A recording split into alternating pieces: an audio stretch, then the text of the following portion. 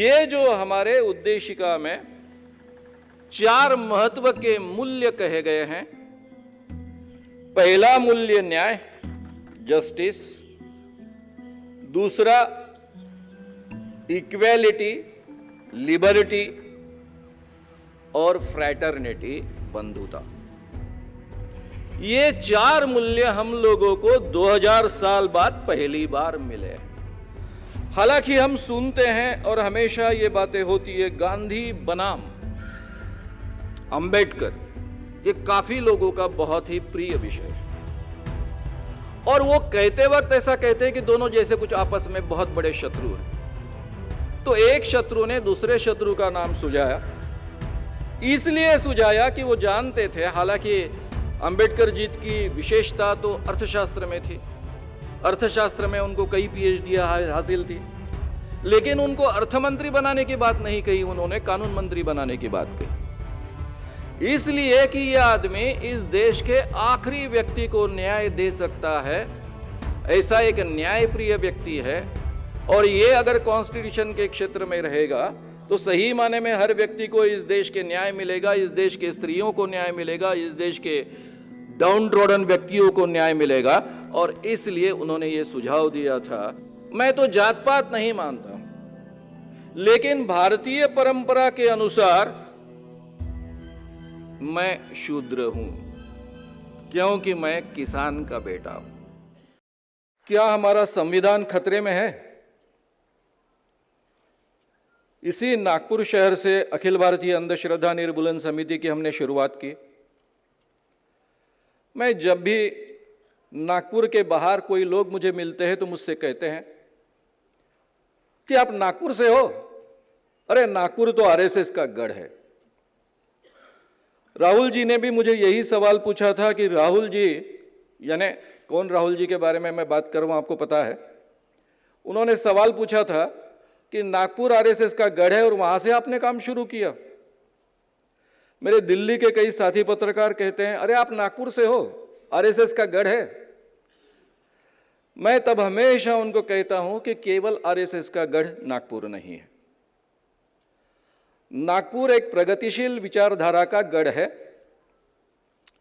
शाहू फुले आंबेडकरी विचारधारा का गढ़ है, यहां दीक्षा भूमि है, बहुत ताकतवर विचारधारा है। ये जो प्रोग्रेसिव विचारधारा की परंपरा नागपुर का एक अभिन्न अंग है, हिस्सा है।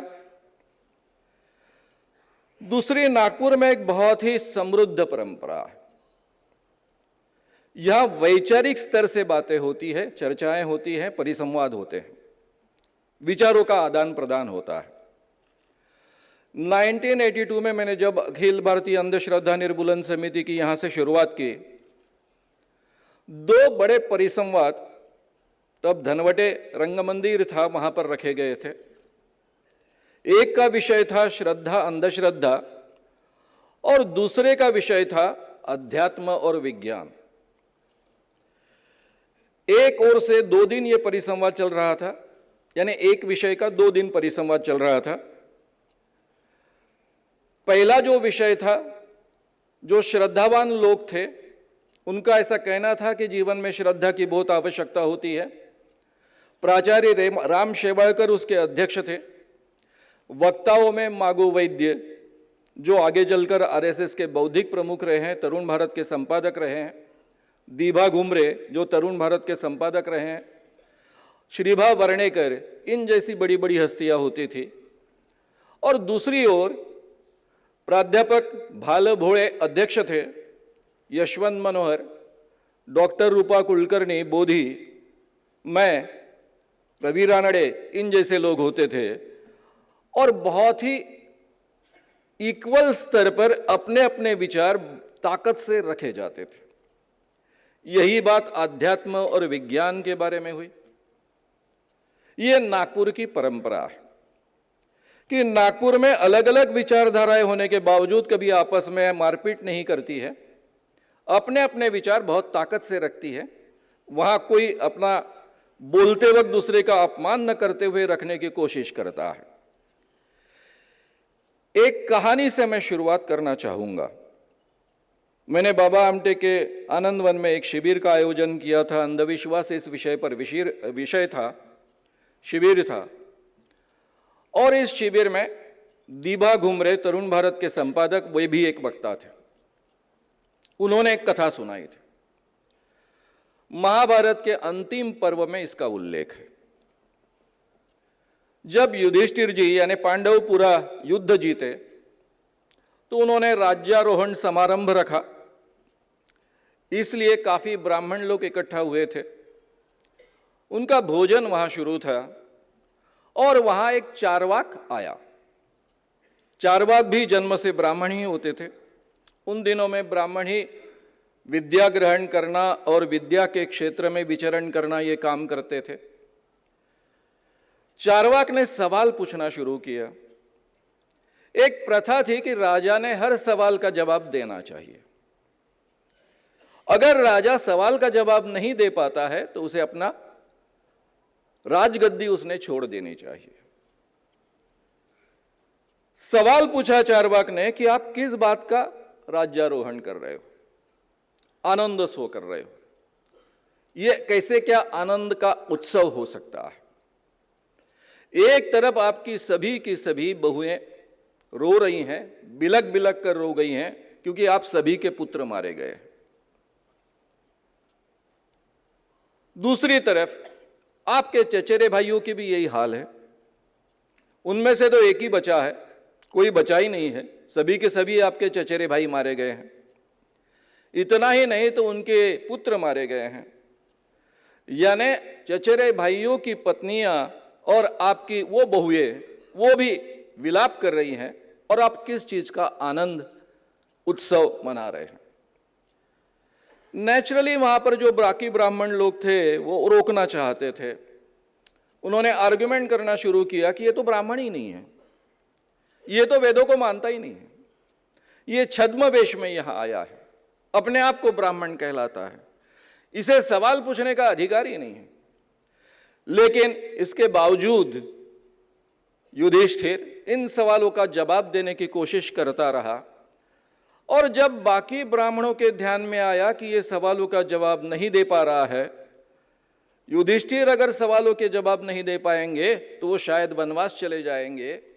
और फिर उन्होंने, एक ब्राह्मण ने एक तलवार निकाली और इस आखिरी चारवाक की गर्दन उड़ा दी। उसके बाद में चारवाक का कहीं भी कोई भी उल्लेख नहीं मिलता है। दीबा घुमरे कह रहे थे कि वो आखिरी का एक चारवाक था। उन दिनों में भी यही विचारों की लड़ाई चलती थी, लेकिन उसमें चारवाक मारे गए थे। शुरुआत में ही हमारे मित्र प्रमोद मुनघाटे ने 4 व्यक्तियों की हत्या के बारे में आपके सामने बात रखी है। ये आज के ज़माने की बात है, 2008 से लेकर वे भी 4 लोग मारे गए हैं।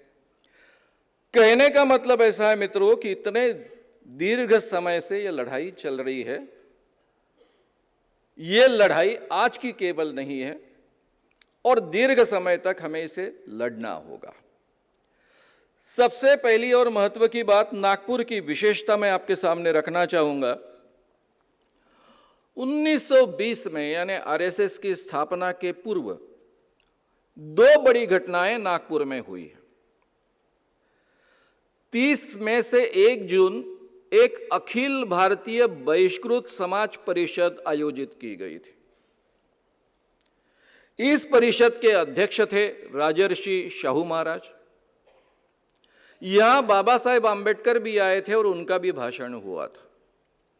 तब बाबा साहब आंबेडकर की उम्र केवल 29 साल की थी। नागपुर में उनका ये पहला पदार्पण माना जाता है, ये पहला उनका नागपुर में हुआ भाषण माना जाता है। और इसी साल में 25 दिसंबर को यानी 25 दिसंबर को, मैं 1920 की बात कर रहा हूं, अखिल भारतीय कांग्रेस का सम्मेलन हुआ।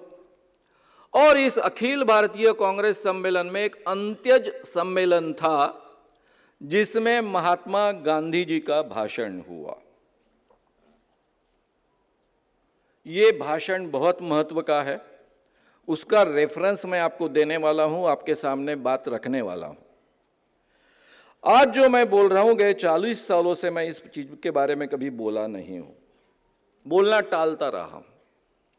आज पहली बार इस ढंग से मैं आपके सामने बात करने वाला हूं। इसलिए मैं शुरुआत ये करता हूं कि लीलाताई चितड़े भी जन्म से ब्राह्मण हैं। मेरे कई ब्राह्मण गुरु हैं। विनोबा भावे के सान्निध्य में मैं पला बड़ा हूं। दादा धर्माधिकारी ये मेरे प्रशिक्षक रहे हैं, गुरु रहे हैं। प्राचार्य नरहर कुरुंदकर ये भी मेरे वैचारिक गुरु रहे हैं। राम शेवाळकर मेरे प्रेम का और आदर का विषय रहे हैं। मागो वैद्य तरुण भारत के संपादक और दीभा घुमरे तरुण भारत के संपादक, इनका मैं शिष्य रहा हूं। इन्हीं के हाथ में मैंने पत्रकारिता सीखी है, उन्हीं ने मुझे पत्रकार बनाया है। हमारे संगठन में भी ब्राह्मण अध्यक्ष रहे हैं, सीजी पांडे रहे हैं, और कई सालों तक हमारे कार्याध्यक्ष उमेश बाबू चौबे भी रहे हैं। मेरे जीवन में मैं कोई जात पात नहीं मानता हूं, वर्ण नहीं मानता हूं, इसीलिए अपने आप को मानव कहता हूं, लेकिन मैं अपने आप को हिंदू मानता हूं। क्यों हिंदू मानता हूं? क्योंकि हिंदू धर्म की एक परंपरा है कि कोई भी अपने आप को हिंदू कह सकता है जो भारत में पैदा हुआ। कम से कम हिंदू बनने के लिए कोई शर्त नहीं है। अगर आपको क्रिश्चियन कर सिद्ध होना है तो आपका बपतिस्मा होना कंपलसरी है। अगर आप पुरुष है और मुस्लिम धर्म में जन्म लेते हो तो आपकी सुन्नता होना आवश्यक है। लेकिन हिंदू धर्म एकमात्र ऐसा धर्म है कि जहां पर आप केवल पैदा हो, आपके माँ बाप हिंदू है तो आप हिंदू हो, आपके लिए कोई शर्त नहीं है। हिंदू धर्म की परंपरा में अलग अलग विचारधाराएं हैं। भगवान को मानने वाली भी विचारधाराएं हैं। सांख्य परंपरा जैसी एक परंपरा रही है जो भगवान को नहीं मानती है लेकिन वेदों को मानती है, इसलिए उसको आस्तिक परंपरा कहा जाता है। चारवाक परंपरा, लोकायत परंपरा ऐसी परंपरा है जो भगवान को भी नहीं मानती है और ईश्वर को भी नहीं मानती है, और इसके बावजूद वो अपने आप को भारतीय और हिंदू कहते आए। तो इसलिए मैं कहता हूं कि मैं हिंदू हूं। हालांकि मैं तो जात पात नहीं मानता, लेकिन भारतीय परंपरा के अनुसार मैं शूद्र हूं, क्योंकि मैं किसान का बेटा हूं। भारत में अभी केवल 2 ही वर्ण बचे हैं, और ये केवल एक पुराणों की बात नहीं मैं कहता हूं। जब शाहू महाराज का वेदोक्त प्रकरण हुआ, उसके बारे में बाद में थोड़ा सा विस्तार से मैं आपके सामने बात रखूंगा, तब लोकमान्य तिलक जो कांग्रेस के बहुत बड़े पुढ़ारी रहे, स्वतंत्रता आंदोलन के बहुत ही प्रखर नेता रहे, उन्होंने एक लेख लिखा था और उस लेख में लिखा था क्योंकि राजर्षि शाहू महाराज को वेदोक्त अधिकार क्यों नहीं है, उनके सामने वेदोक्त मंत्र क्यों नहीं पढ़े जाते हैं, पढ़ने नहीं चाहिए। इसका कारण देते वक्त उन्होंने लिखा था कि अभी केवल 2 ही वर्ण इस देश में बचे हैं, एक ब्राह्मण और बाकी सारे शूद्र, क्योंकि क्षत्रिय और वैश्य ये दोनों वर्ण सस्पेंड किए गए हैं। अब मुझे लगता है इससे बड़ा कोई प्रूफ आपके सामने रखने की आवश्यकता नहीं है। यानी ये केवल पुराणों की बात नहीं है, तो ये हमारे प्रैक्टिकल जीवन में अमल में आने वाली बात थी। ये बात मैं आपके सामने रखना चाहता था। मैं अपने आप को कह रहा हूं कि मैं आपके सामने मानव बोल रहा हूं, लेकिन सही माने में इस देश की परंपरा के अनुसार एक शूद्र आपके सामने बोल रहा है। मित्रों, जिस संविधान के बारे में हम बात करने वाले हैं उसकी प्रस्तावना सही माने में आपके सामने लीलाताई चितड़े जी ने रखी। उन्होंने एक बहुत ही बढ़िया इलेक्ट्रीफाइंग वातावरण यहां पर निर्माण किया। पंडित जवाहरलाल नेहरू जी ने यह प्रस्तावना या उद्देशिका लिखी है, ऐसा माना जाता है। इसमें के जो महत्व के शब्द है केवल वही पर मैं आपका ध्यान खींचना चाहता हूं। हम भारत के लोग, अभी जब धीरेन्द्र कृष्ण महाराज के बारे में जब आंदोलन चल रहा था, जिसके बारे में आपको बहुत अच्छे ढंग से जानकारी है, उस आंदोलन के दरमियान एक बहुत बड़े पंडित जी का मुझे फोन आया। वे बहुत बड़े बाबा भी थे, केवल पंडित नहीं थे। वे बोले, मानव जी आपका काम बहुत अच्छा है, मैं आपके काम के साथ में जोड़ना चाहता हूं। मैं भी अंधविश्वास दूर करना चाहता हूं। और इसलिए मैं आपके साथ चर्चा करना चाहता हूं। अब ट्रू कॉलर में तो नाम आता है, मैंने नाम देखा, नाम और वो सब देखा, साथ में उनका फोटो भी देख लिया मैंने, जिसमें टिपिकल बाबा दिख रहे हैं। मुझे अच्छा लगा कि कोई आदमी अंधविश्वास के काम में जोड़ना चाहता है। उन्होंने मुझे सवाल पूछा कि मानव जी, आप बिल्कुल अंधविश्वास नहीं मानते? बोला नहीं, मैं बिल्कुल अंधविश्वास नहीं मानता हूं। बोले आपने कॉन्स्टिट्यूशन पढ़ी है क्या? मैंने कहा जी हाँ, मैंने कॉन्स्टिट्यूशन पढ़ी है। तो कॉन्स्टिट्यूशन की शुरुआत कैसे होती है, उद्देशिका की शुरुआत कैसी होती है? मैंने बोला आप ही कहिए। उसमें लिखा है ना, हम भारतीय लोग। बोला हाँ, we the people of India लिखा है, हम भारतीय लोग। बोले आप वहां हाजिर थे क्या? बोला जी नहीं, मैं तो हाजिर नहीं था।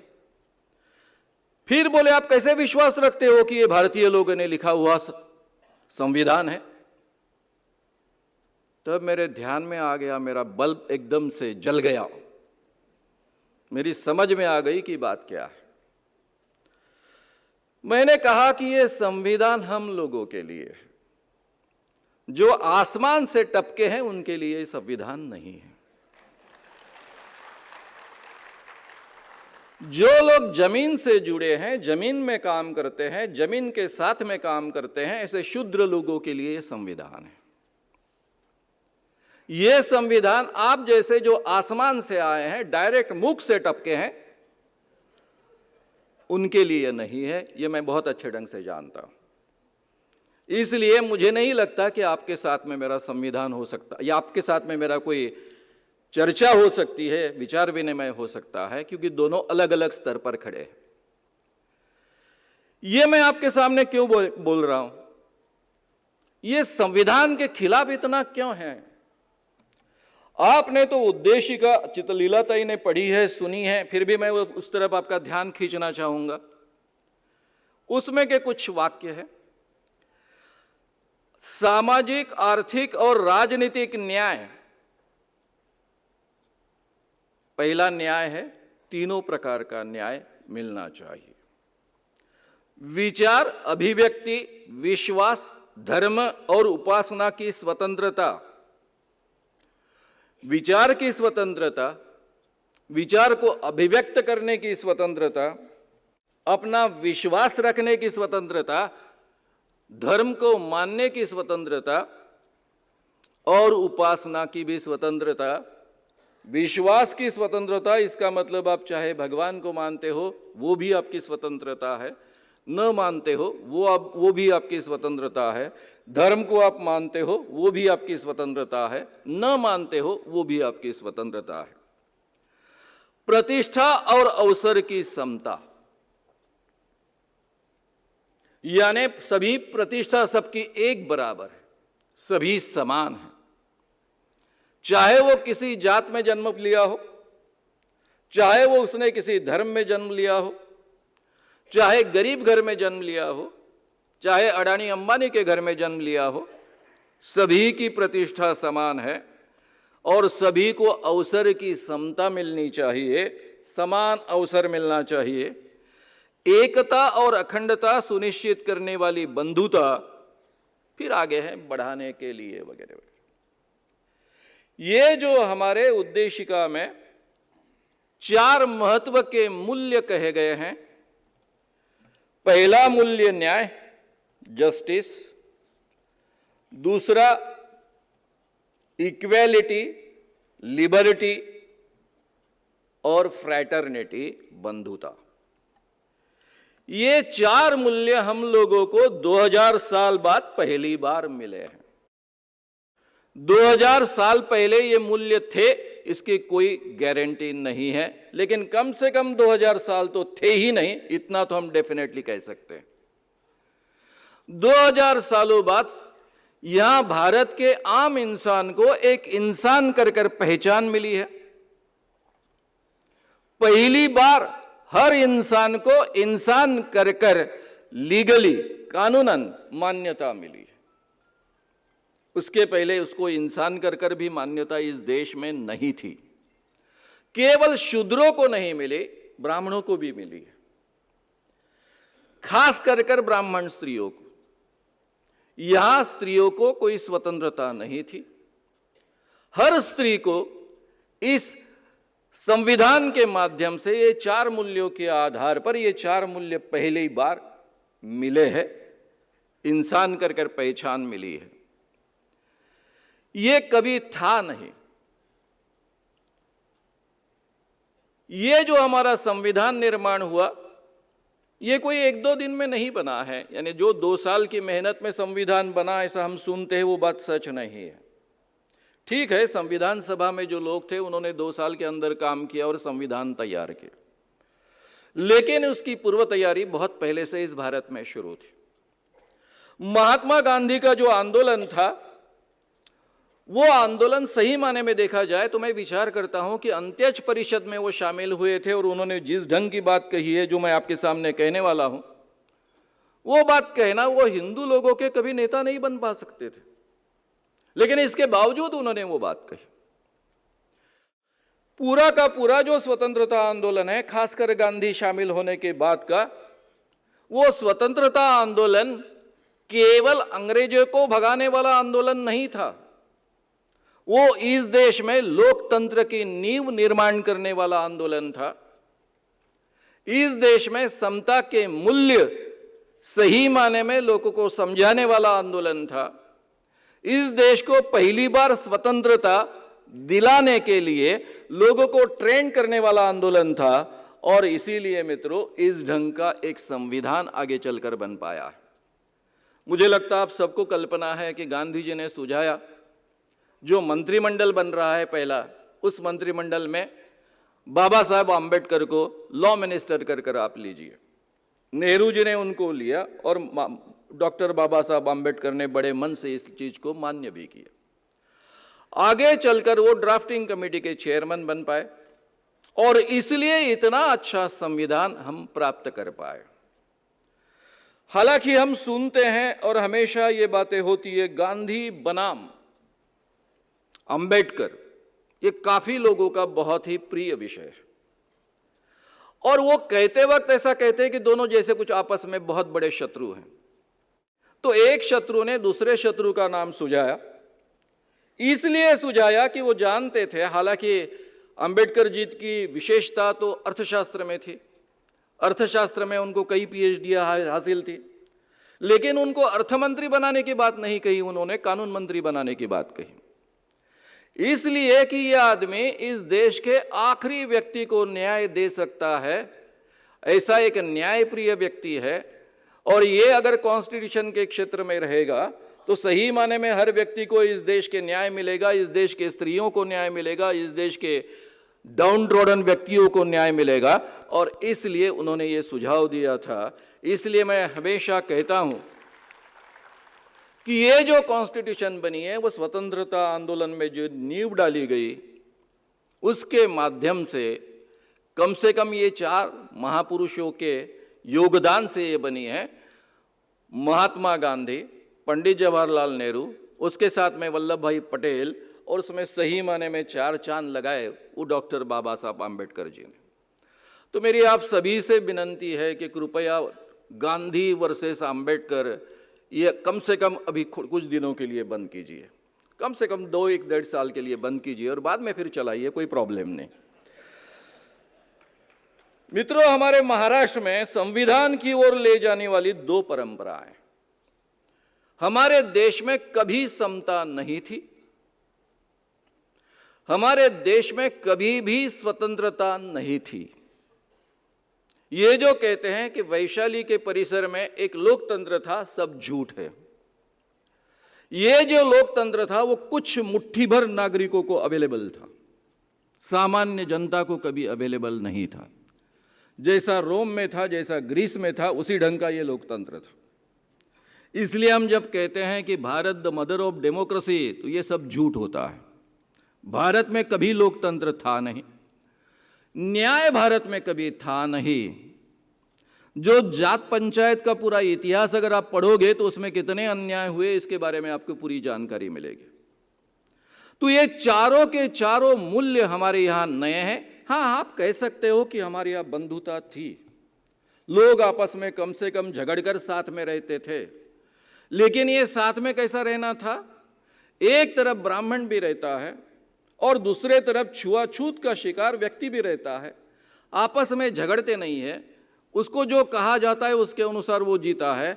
इस आधार पर हमारे देश में आपको बंधुता दिखेगी, इसलिए उसको सही माने में बंधुता कहना है नहीं कहना है, इसके बारे में काफ़ी सवाल खड़े हो सकते हैं। इसलिए मैं कहता हूं कि महाराष्ट्र में जो दो बहुत प्रगल्भ परंपराएं हैं, उसमें दो परंपराएं हैं जो संविधान की ओर हमें ले जा रही थी। एक है वारकरी संत परंपरा, जो 700 सालों से चलते आई है। संत ज्ञानेश्वर से, संत नामदेव से इसकी शुरुआत हुई।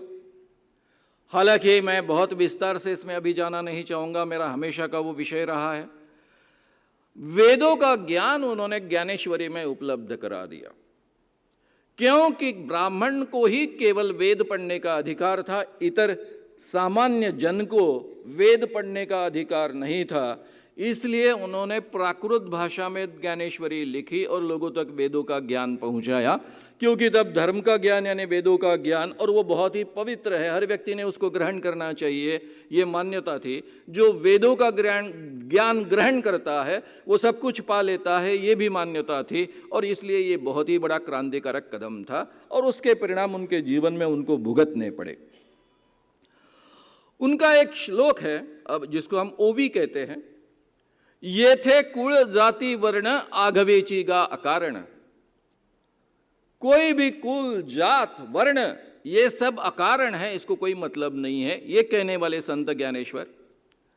संत ज्ञानेश्वर भी जन्म से ब्राह्मण थे, संत एकनाथ दूसरे जन्म से ब्राह्मण होने वाले संत।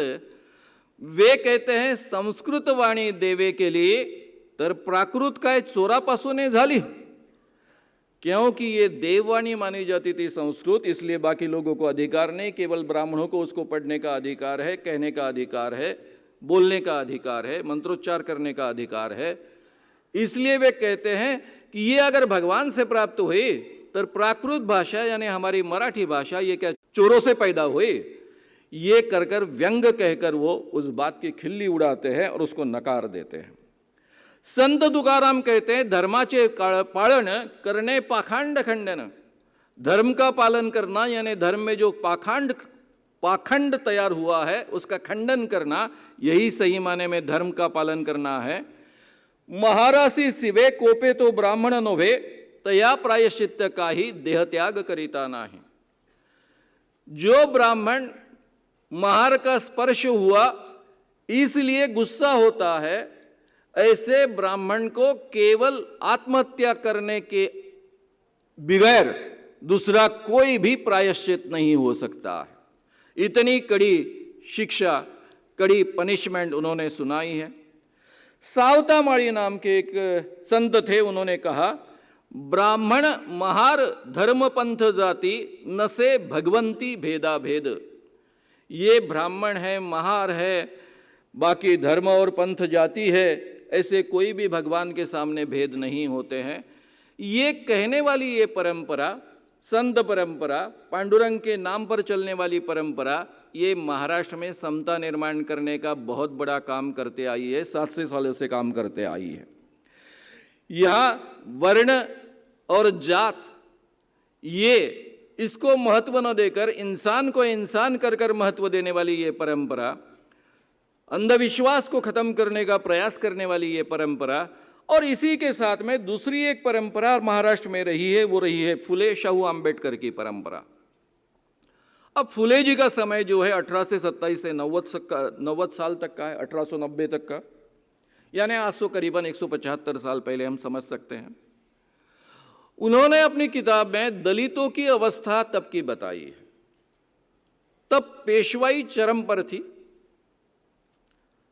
और फुले जी वर्णन करते हैं कि अब जब कोई अति शूद्र पुणे के सड़कों पर चलता है तो वो अति शूद्र चाहे चप्पल बनाने वाला हो, फिर भी उसको पैर में चप्पल पहनने का अधिकार नहीं। उसने बगैर चप्पल चलना चाहिए, बगैर जूते से चलना चाहिए, चाहे दोपहर का मई माह का भी बहुत कड़ी धूप हो तो भी उस धूप में उसने पैर यानी बगैर पैर के चप्पल से ही चलना चाहिए। साथ में उसने अपने गले में मटका बांधना चाहिए, क्योंकि जो थूकता है तो उस थूक के कारण रास्ता पूरा रोड अपवित्र होता है। अगर वो कहे कि मैं मटका नहीं बांधूंगा और रास्ते में थूकूंगा नहीं, तो ये नहीं चलेगा। ये उसकी पहचान थी कि उसने गले में मटका पहनना ही है, पीछे में झाड़ू बांधना ही है, कि उसके पैर पीछे जो पदचिन्ह छोड़ जाएंगे उससे पूरा रास्ता अपवित्र हो जाएगा। ये स्थिति अभी से केवल 175 साल पहले की स्थिति है जो फुले जी ने वर्णन कर रखी है। मित्रों, ये अवस्था क्यों है? ऋग्वेद के पुरुष सूक्त में एक श्लोक है, उसी अर्थ का श्लोक मनुस्मृति में है, गीता में भी है, कि ब्रह्मा के मुख से ब्राह्मण का जन्म हुआ, बाहु से क्षत्रियों का जन्म हुआ, जांघों से वैश्यों का जन्म हुआ और पैरों से शूद्र का जन्म हुआ, और उसी के आधार पर इस देश में इंसान को प्रतिष्ठा और अप्रतिष्ठा मिलते आई है। ये कभी भी आप मत भूलिए। शाहू महाराज महाराज थे, राजा थे, इसके बावजूद वो जब गंगा स्नान या कोई पंचगंगा स्नान जाते थे तो उनके सामने पुराणोक्त मंत्र बोले जाते थे। किसी दूसरे एक ब्राह्मण ने ये बात उनके ध्यान में ला कर दी। उन्होंने अपने हमेशा के ब्राह्मण को पूछा कि तुम क्यों वेदोक्त मंत्र मेरे सामने नहीं बोलते हो, मेरे लिए नहीं बोलते हो? वो उनके मुख पर कहता है, जो उनसे पगार लेता है, दक्षिणा लेता है, इसके बावजूद उनके मुख पर कहता है, मुंह पर कहता है कि आप शूद्र हो, इसलिए मैं आपको वेदोक्त मंत्रों से नहीं कुछ कर सकता, आपके लिए मैं पुराणोक्त मंत्र ही कहूँगा। और इसके बारे में फिर लोकमान्य तिलक जी ने क्या लिखा मैंने पहले ही आपके सामने रखा है, और यहाँ से शाहू महाराज का एक अलग प्रवास शुरू होता है। उसके मैं बहुत डेप्थ में नहीं जाऊँगा। हम हमेशा कहते हैं फुले शाहू अंबेडकर, ये एक विचारधारा महाराष्ट्र की रही है जिसको हम प्रोग्रेसिव विचारधारा कहते हैं। बाबा साहब ने किस ढंग से अपना जीवन बिताया हम में से सभी लोगों को बहुत अच्छे ढंग से मालूम है, फिर भी मैं कुछ चीज़ें याद करवाऊंगा। जब वो स्कूल में पढ़ने गए, अंग्रेजों का शासन था इसलिए स्कूल में प्रवेश मिल पाया, लेकिन उनको रूम के बाहर, क्लासरूम के बाहर बिठाया जाता था। जो टीचर थे उन दिनों में हाथ में एक छड़ रहती थी और उससे अपने विद्यार्थियों को टाइट किया जाता था, लेकिन इस शिक्षक को हमेशा डर रहता था कि मुझे अगर इस अंबेडकर को मारने की आवश्यकता पड़ी तो मुझे स्पर्श करना पड़ेगा, फिर नहाना पड़ेगा, इसलिए वो मिट्टी के ढेकले अपने टेबल पर रखता था ताकि जब आवश्यकता पड़े तो ढेकले फेंक कर मार सके। इस अवस्था में डॉक्टर बाबा साहब आम्बेडकर ने अपनी पढ़ाई करते गए। हालांकि सयाजीराव गायकवाड़ उनको बहुत मानते थे, बहुत मदद करते थे। पहली बार वो उनके बड़ौदा के सयाजीराव गायकवाड़ के संस्थान में नौकर बने, अधिकारी बने। उनका बार बार अस्पृश्य कर अपमान होता रहा।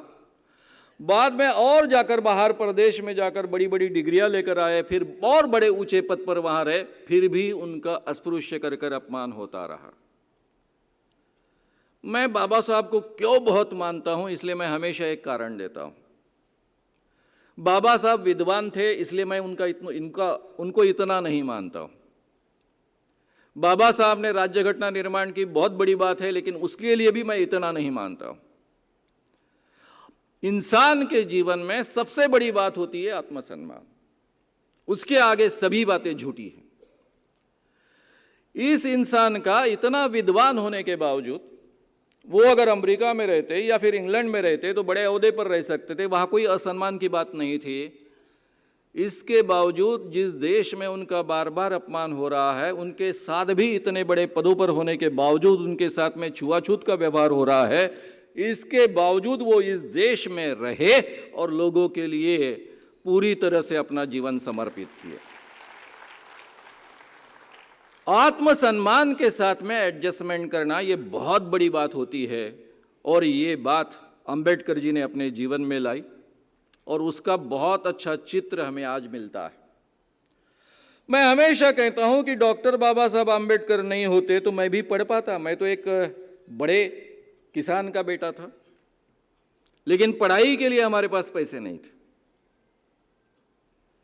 महाराष्ट्र में उन दिनों में इकोनॉमिक बैकवर्ड क्लासेस के लिए फीस नहीं ली जाती थी, इस कारण मैं पढ़ पाया। हम में से कई दलित मित्र हैं, वे अगर बाबा साहब नहीं होते, इस ढंग की हम संविधान को क्रिएट नहीं कर पाते, रिजर्वेशंस की योजनाएं इस देश में नहीं निर्माण कर पाते, तो आज किस अवस्था में होते? क्या वे कभी अधिकारी बन पाते? कि आज भी घर में वही एक छोटे से गांव के बाहर में झोपड़ी में रह रहे हैं और लगातार वही काम कर रहे हैं, उसी ढंग का शोषण सहन कर रहे हैं, इसी अवस्था में रहते हैं। तो ये सब बातें जो है, ये तीन इंसानों ने बहुत ही बड़े पैमाने पर महाराष्ट्र में ही नहीं पूरे देश के लिए इसका कंट्रीब्यूशन रहा है। और डॉक्टर बाबा साहब आम्बेडकर ने 25 दिसंबर 1927 को एक बहुत ही महत्व की बात की, बड़ी बात की, और वो था मनुस्मृति का दहन। ये मनुस्मृति का दहन क्यों हुआ, किस लिए हुआ, इसके बारे में हम बाद में चर्चा करेंगे।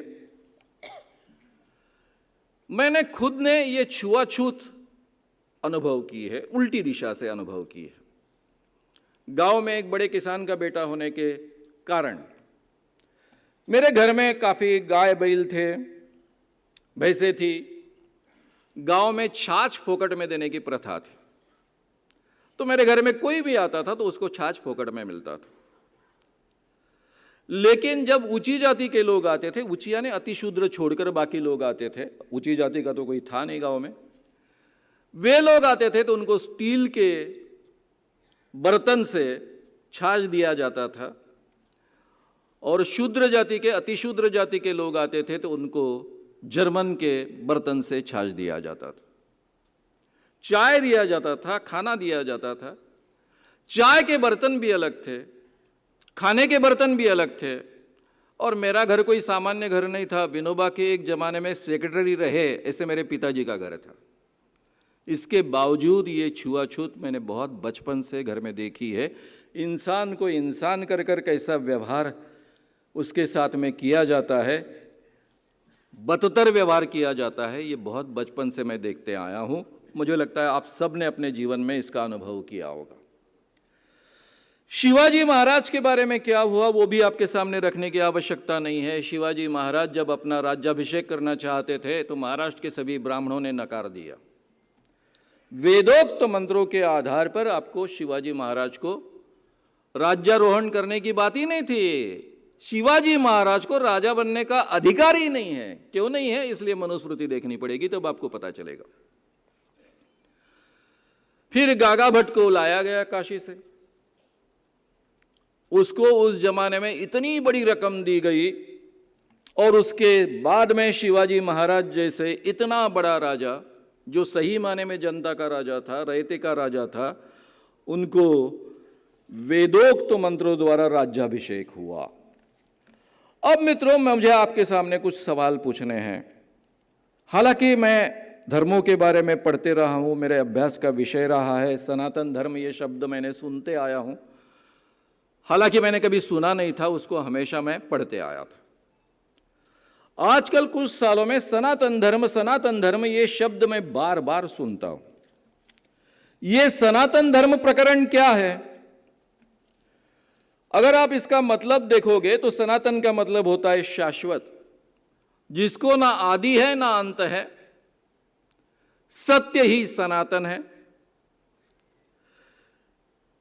अगर आप विकिपीडिया निकालोगे तो वहां आपको दिखेगा कि सनातन धर्म ये हिंदू धर्म का पर्यायवाची शब्द है।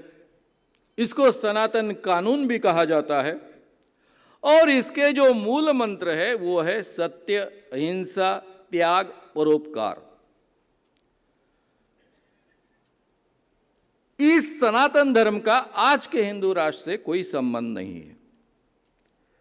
इवन मनुस्मृति में चौथे अध्याय में 138वां जो श्लोक है उसमें कहा गया है सनातन का मतलब सत्य बोलो, वह सत्य बोलो जो सुखद लगे, यही सनातन धर्म का गुण है। अभी सनातन के बारे में महात्मा गांधी जी ने क्या कहा वो भी हम देखेंगे। जो अंत्यज परिषद यहां हुई, अंत्यज सम्मेलन जो यहां हुआ कांग्रेस अधिवेशन में 1920 में 25 दिसंबर को, मैं खुद एक हिंदू हूं, ये उनके भाषण का कुछ हिस्सा है। गांधी जी कह रहे हैं मैं खुद एक हिंदू हूं और मैं रूढ़िवादी होने का दावा करता हूं। मैं एक सनातनी हिंदू हूं। छुआछूत की प्रथा एक पाप है और इसे खत्म किया जाना चाहिए।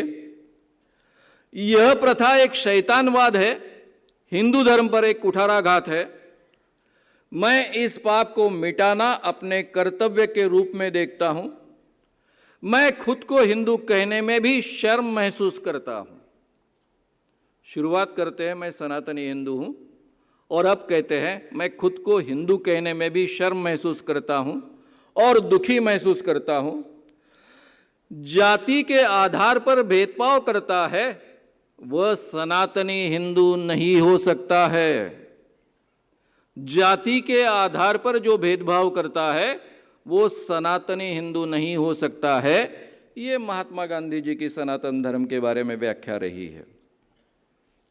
फिर कुछ लोगों ने उनसे सवाल पूछे कि मनुस्मृति में तो ऐसा लिखा है, बाकी धर्म ग्रंथों में बाकी इस ढंग से लिखा है, आप कैसा क्या बोल रहे हो। इसके बारे में गांधी जी कहते हैं इन धर्म ग्रंथों में कई श्लोक मनगढ़ंत है, कई श्लोक मनगढ़ंत है। धर्म ग्रंथों की बात कर रहे हो, उनमें से तो कई अर्थहीन हैं। धर्म ग्रंथों के श्लोक अर्थहीन हैं ऐसा कह रहे हैं। मैं भगवत गीता सहित हर धर्म ग्रंथ के बारे में अपना निर्णय देता हूं। मैं किसी धर्म ग्रंथ के पाठ को अपने तर्क पर हावी नहीं होने दे सकता। तर्क के आधार पर जो बात सही लगेगी उसी को मैं स्वीकारूंगा, चाहे भगवत गीता हो चाहे कुछ भी हो। दूसरा एक महान सनातनी हिंदू रहा है, उसका नाम है स्वामी विवेकानंद। आप सभी को मालूम है, हम सभी बहुत उनकी तारीफ करती है क्योंकि भारत के सनातन धर्म की या हिंदू धर्म की पताका उन्होंने पूरे दुनिया में फैला दी, ऐसा हम मानते हैं। 11 सितंबर से 23 सितंबर 1893 में शिकागो में ये हिंदू सम्मेलन हुआ। ये विश्व धर्म महासभा थी और विवेकानंद ये अकेले सनातन धर्म के प्रतिनिधि कर वहां शामिल हुए थे। मैं ऐसे धर्म का अनुयायी होने में गर्व का अनुभव करता हूं जिसने संसार को सहिष्णुता तथा सार्वभौम स्वीकृत दोनों की ही शिक्षा दी है। दूसरों का सार्वभौमत्व स्वीकृत करना और सहिष्णुता दोनों की शिक्षा दी है। हम लोग सब धर्मों के प्रति केवल सहिष्णुता में ही विश्वास नहीं करते, वरन समस्त धर्मों को सच्चा मानकर स्वीकार करते हैं। सभी धर्मों को हम सच्चा मानते हैं, उसको बराबरी का मानते हैं और उसको स्वीकार करते हैं।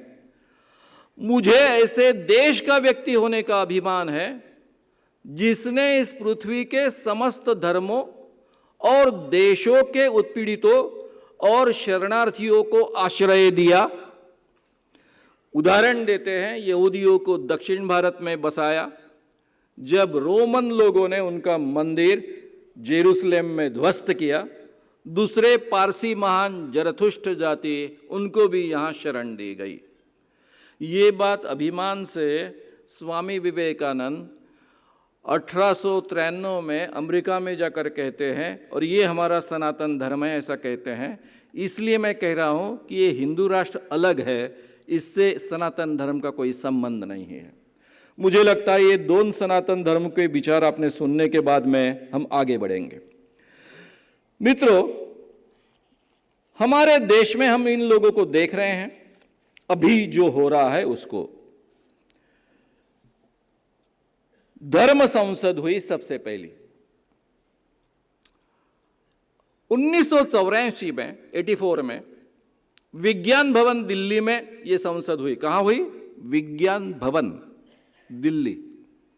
विज्ञान भवन गवर्नमेंट की जगह है, वहाँ पर दिल्ली में ये धर्म संसद हुई। 1984 में वीएचपी ने इसका आयोजन किया था और इसमें अयोध्या, मथुरा, काशी हम लेकर रहेंगे, ये नारा गूंजा। 1984 की ये बात है। फिर वीपी सिंह ने मंडल कमीशन लाया 1990 को, ओबीसी को रिजर्वेशन दिया, दोनों जगह, एजुकेशन में भी और नौकरियों में भी। ये मंडल कमीशन के कारण पूरे देश में अलग ढंग का एक वातावरण निर्माण हुआ और फिर हमारे अडवाणी जी की रथ यात्रा निकली। ये रथ यात्रा निकली 25 सितंबर को, अक्टूबर में वो चलती रही। 19 की बात है, 1990 की, जब मंडल कमीशन हुआ अगस्त में और रथ यात्रा निकली सितंबर 25 को। इसीलिए हमेशा कहते हैं कि मंडल का जवाब कमंडल, ऐसा जवाब दिया जाता है। ये रथ यात्रा निकलने के बाद में क्या हुआ? ये रथ यात्रा बिहार में लालू प्रसाद यादव ने रोक दी।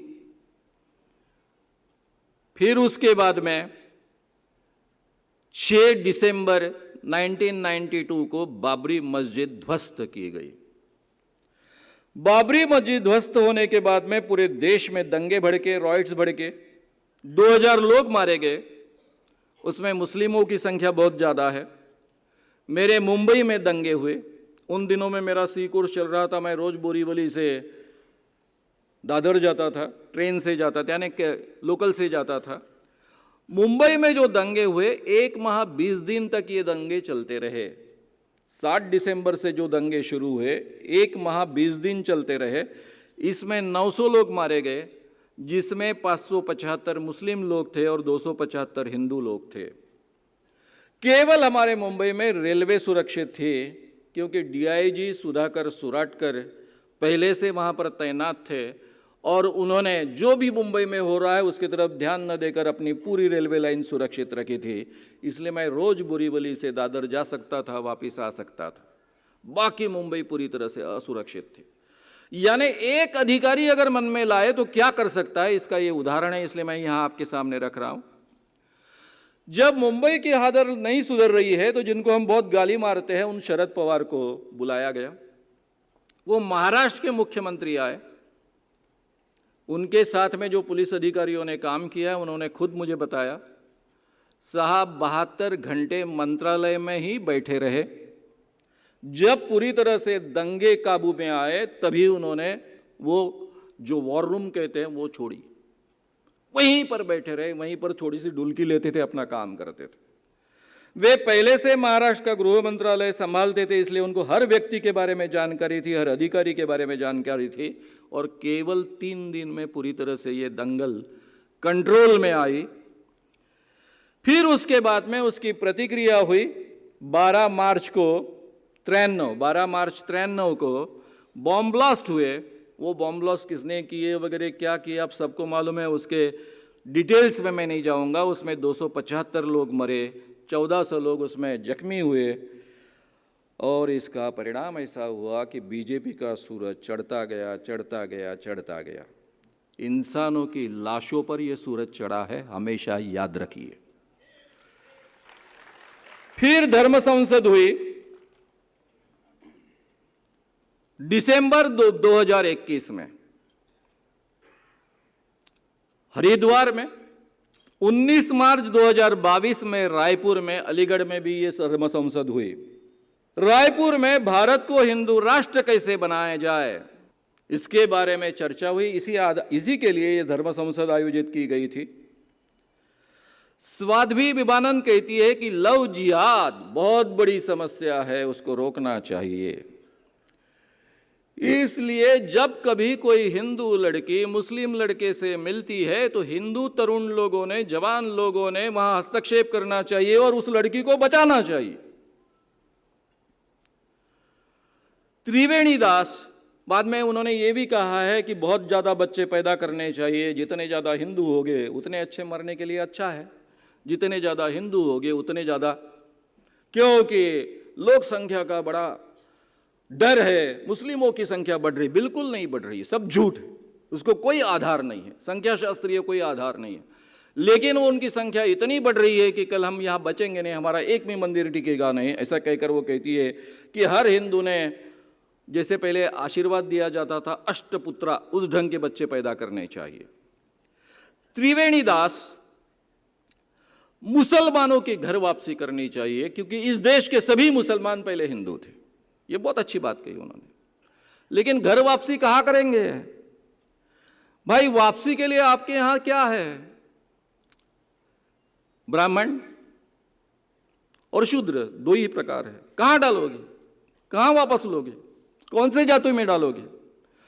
क्योंकि आज का जो भारत है, हिंदू राष्ट्र की जो कल्पना हो रही है, उसका कोई स्वतंत्र अस्तित्व हिंदुओं का नहीं है। हिंदू ये नई जात होती है जो कभी जाति नहीं। आचार्य दादा धर्माधिकारी हमेशा कहते थे, जो कभी जाति नहीं, मरने के बाद भी जाति नहीं, वो जात। तो कौन सी जात में डालोगे?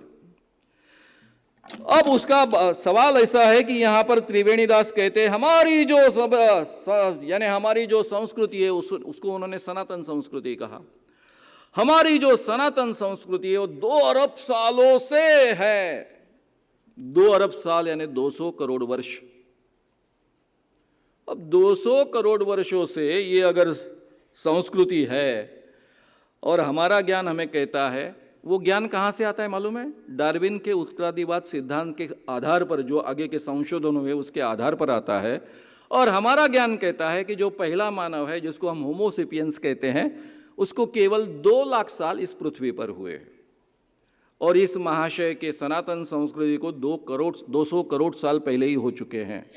इसलिए डार्विन का उत्क्रांतिवाद का सिद्धांत क्यों नहीं सिखाना चाहिए, इसके बारे में आपको बहुत अच्छे ढंग से ध्यान में आएगा। स्वामी प्रबोधानंद, हर घर में शस्त्र होने चाहिए, खुद की रक्षा हम खुद करेंगे। हिंदू रहेगा तो गाय और मठ साधु संत रहेंगे। हिंदू रहेगा तो गाय रहेगी, साधु रहेंगे, मठ रहेंगे। यानी हिंदुओं ने क्यों रहना है? गाय को रखने के लिए, साधु संतों को जिंदा रखने के लिए, मठ को जिंदा करने के लिए, रखने के लिए। यानी आपका काम क्या है? इन लोगों को जिंदा रखना। ये डायरेक्टली उन्होंने कह दिया है। फिर हमारे अकोला का एक कालीचरण महाराज है, वो इसमें कहता है कि हरामी देशद्रोही गांधी ने देश बर्बाद किया। हरामी शब्द का स्पष्टीकरण उसने ऑलरेडी दिया था। गोडसे ने अच्छा किया, गांधी को मारा। और फिर बहुत तालियां बजी, बहुत तालियां बजी। यानी करीबन सबका समर्थन था, एक का छोड़ के। कोई जो आयोजक महाराज थे वो जरा गुस्सा हो गए और वहां से निकल गए। अभी ये जो हिंदू राष्ट्र की इनकी कल्पना है, उसके लिए मैं आपके सामने और एक बात रखूंगा। वो यानी अभी कुछ महापूर्व आपके यहां आकर गए हैं, उनका नाम है धीरेन्द्र कृष्ण महाराज। धीरेन्द्र कृष्ण महाराज कहते हैं, सुभाष बाबू ने कहा था कि आप हमें खून दो, हम आपको आजादी देंगे। मैं कहता हूं आप मेरा साथ दो, हम आपको हिंदू राष्ट्र देंगे। ये हिंदू राष्ट्र कैसा देंगे? मैंने पहले ही बहुत जाहिर तरीके से कहा है कि ये आदमी कैसा ठग है, लोगों को कैसे ठगता है, लोगों के उपचार के नाम पर कैसे ठगता है, झूठे दावे करता है, उसको अपने आप सब पता चलता है ये दावे करता है। उसके बारे में मैं नहीं बात करूंगा। उसका एक वीडियो बहुत प्रसिद्ध है, हर जगह घूम चुका है। एक गरीब आदमी उसके पांव छूने के लिए आया, वो तो उसको भगवान मानता है। पांव छू रहा था, तब ये महोदय कहते हैं मुझे छुओ मत, मुझे छुओ मत, दूर रहो, हम ब्राह्मण हैं। 2022-23 की बात मैं कह रहा हूं आपके सामने। आप इमेजिन कर सकते हो कि एक आदमी इतने आधुनिक टेक्नोलॉजी सामने होने के बावजूद ऐसा कह सकता है कि हमें छुओ मत, हम ब्राह्मण हैं। एट्रोसिटी के अनुसार ये गुनाह है। अब उन पर गुनाह दायर करने की तो किसी की हिम्मत नहीं है, करेगा ही नहीं कोई। क्योंकि उनके लिए सब कानून वानून नाम की कोई चीज़ है ही नहीं। उनका एक बहुत सुंदर वीडियो है, हालांकि लाउरे वीडियो वाला प्रकरण मैं करना चाहता था, लेकिन उसमें समय जाएगा इसलिए मैंने नहीं किया। आप सब लोग इन वीडियोस को ढूंढ सकते हैं। अमीर आदमी हो तो हमें सब दे सकते हो, हम सब पचा लेंगे, हम जात से ब्राह्मण हैं। ये कौन कह रहा है? धीरेन्द्र कृष्ण महाराज। ब्राह्मण का धर्म है दान लेना, दान देना, यज्ञ करना, यज्ञ कराना, वेद पढ़ना, वेद पढ़ाना। तुम अपना मकान, फ्लैट, बंगला, घोड़ा, गाड़ी, अमीर आदमी हो तो हमें दे सकते हो, हम सब पचा लेंगे। मैं कहता हूं कि वो केवल एक चीज यहां नहीं बोल पाए। जैसा तुम अपना मकान, फ्लैट, बंगला, घोड़ा, गाड़ी, स्त्री, अमीर आदमी हो तो हमें दे सकते हो, हम सब पचा लेंगे। स्त्री को केवल उन्होंने छोड़ दिया, क्योंकि मनुस्मृति ने नहीं छोड़ा है। इसलिए मैं श्लोक भी आपको बाद में बताऊंगा। तो मित्रों, ये धीरेन्द्र कृष्ण महाराज और इन जैसे जो महाराज है, ये इनका हिंदू राष्ट्र है। सनातन संस्था से मेरा पंगा चल रहा है कई सालों से। हालांकि उसके जो संस्थापक है डॉक्टर JB आठवले, एक जमाने में मेरे बहुत अच्छे मित्र थे, 95 से 2000 तक। सनातन संस्था सनातन प्रभात में लिखती है, जो प्रमोद जी मुनघाटे ने उल्लेख किया था हमारे 4 मित्रों का, डॉक्टर नरेंद्र दाभोलकर, डॉक्टर गोविंद पानसरे, कलबुर्गी जी और गौरी लंकेश। इन चारों के मर्डर जब हुए तब मैंने बहुत शुरुआत में ही कहा था कि ये सनातन ने ही किए हैं, और पुलिस इन्वेस्टिगेशन में वही बात बाहर आई। लेकिन ये 2008 की बात है, जब बॉम्ब स्फोट हुए थे मुंबई में। गडकरी रंगायतन एक नाट्यगृह है, भावे नाट्यगृह है, और एक पनवेल का सिनेमा थिएटर है, वहाँ पर ये बॉम्ब स्फोट हुए थे, और हेमंत जी करकरे ने इनको अरेस्ट किया था। उन दिनों में सनातन प्रभात में क्या लिख कर आता था? हिंदू राष्ट्र हमें लाना है, 2022 और 2024 तक लाना है, अभी का वो समय। ये हिंदू राष्ट्र 4 वर्णों वाला होगा। जब हमारा हिंदू राष्ट्र आएगा तो हम सब पुलिस को, मिलिट्री को, सभी के सभी जजेस को खत्म कर देंगे। जो पॉलिटिकल लीडर्स हमारा साथ नहीं देंगे उनको भी खत्म करेंगे। जो हिंदू धर्म के खिलाफ बात करते हैं उनको खत्म करेंगे। केवल उन्होंने खत्म करेंगे ऐसा नहीं कर रहा कहा, तब तो लिखकर बोला था सनातन प्रभात में, लेकिन आगे चलकर उन्होंने 4 मर्डर्स किए, आप सबको मालूम है। तभी से 2005 से मैं कानून के लिए प्रयास कर रहा हूं। मुझे फोन आता था और फोन पर बात की शुरुआत होती थी, मैं सनातन का प्रतिनिधि बोल रहा हूं, ए तेरी मां कितने मुसलमानों के साथ में सोई है। ये इनकी संस्कृति है।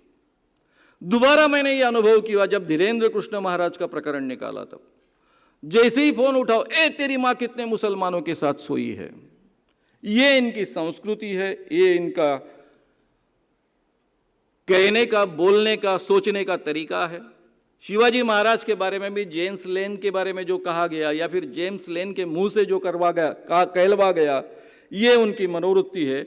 और इसीलिए गांधी जी के बारे में भी ये ऐसी बात करते हैं। संभाजी भिड़े जी का ये हिंदू राष्ट्र है। संभाजी भिड़े कौन है आपको मालूम होना चाहिए, मैं बताऊंगा आगे चलकर। मेरे बगीचे के आम खाओ, बेटा होने की गारंटी, ये इनकी विशेषता है। महात्मा गांधी की मां ... आगे का मैं बोल नहीं सकता हूं। मुसलमान मालिक की उपज है महात्मा गांधी, ये इन्होंने अमरावती में कहा।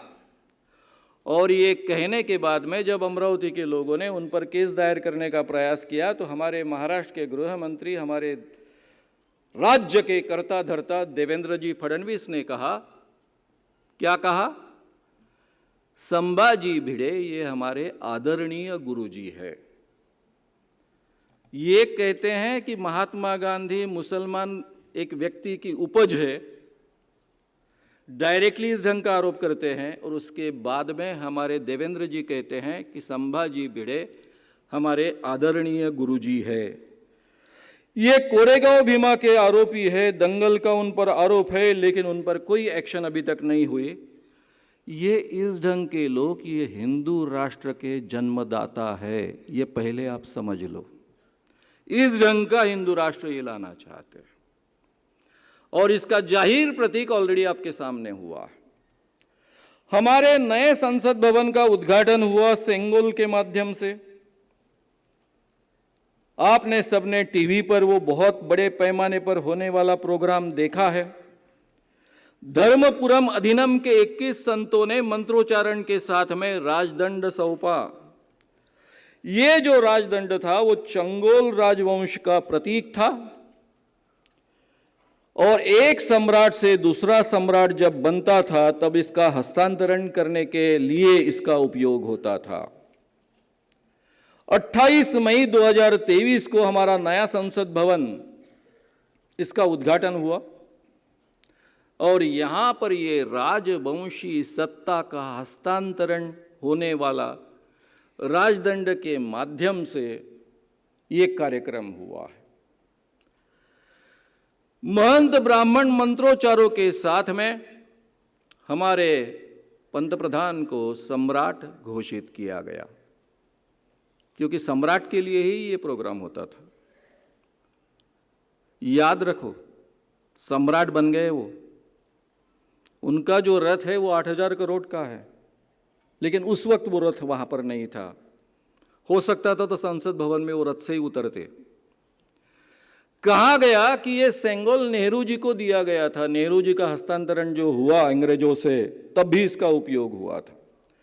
यानी जो कहानी आप तक पहुंचाई गई टीवी के माध्यम से और सभी प्रचार माध्यम से, वो कहानी ये थी कि ये माउंटबेटन ने ऐसा पूछा कि भाई ये जो हस्तांतरण हो रहा है 15 अगस्त 1947 को, तो इसका प्रोग्राम कैसा होगा, किस ढंग का प्रोग्राम होगा, ये राजगोपालचारी को पूछा गया। राजगोपालचारी जी ने फिर तय किया नेहरू जी से चर्चा कर और फिर चेन्नई के पास से ये सेंगोल वाले ब्राह्मण बुलाए गए। वो अपना राजदंड लेकर आए। वो राजदंड पहले माउंटबेटन को दिया गया, फिर माउंटबेटन ने उसको स्वीकारा और फिर ब्राह्मणों को कहा कि नेहरू जी को दो जाकर, और फिर नेहरू जी को देने के पहले उसका गोमूत्र से और गंगा जल से उसको फिर से पवित्र किया गया, क्योंकि माउंटबेटन ने उसको छुआ था, और फिर मंत्रोच्चारण के साथ में पंडित जवाहरलाल नेहरू जी को दिया गया, और ये सेंगोल स्पेशल हवाई जहाज से लाया गया। ये सब बातें आप तक पहुंचाई गई है अधिकृत तरीके से गवर्नमेंट की ओर से। ये सब झूठ है। सच क्या है? सच ये है कि इस ढंग का कोई भी प्रोग्राम तय नहीं हुआ था। लॉर्ड माउंटबेटन के पास में ये सेंगोल पहुंचा था, इसकी कोई भी प्रूफ नहीं है, कोई भी आधार नहीं है, कहीं भी इसका उल्लेख नहीं है। ब्रिटिश लोग तो इसके बारे में बहुत ही चौकस रहते हैं। फिर ये जो लाया गया था वो रेलवे से आया था, क्योंकि हिंदू ने जो फोटो प्रसिद्ध की वो 11 अगस्त की है। 11 अगस्त 1947 की जब रेलवे पर ये सेंगोल लाया गया था, ब्राह्मणों के साथ आए थे, उसका फोटो प्रसिद्ध हुआ है। इसलिए ये भी बात झूठी है। अब नेहरू जी को वो दिया गया, नेहरू जी ने लिया।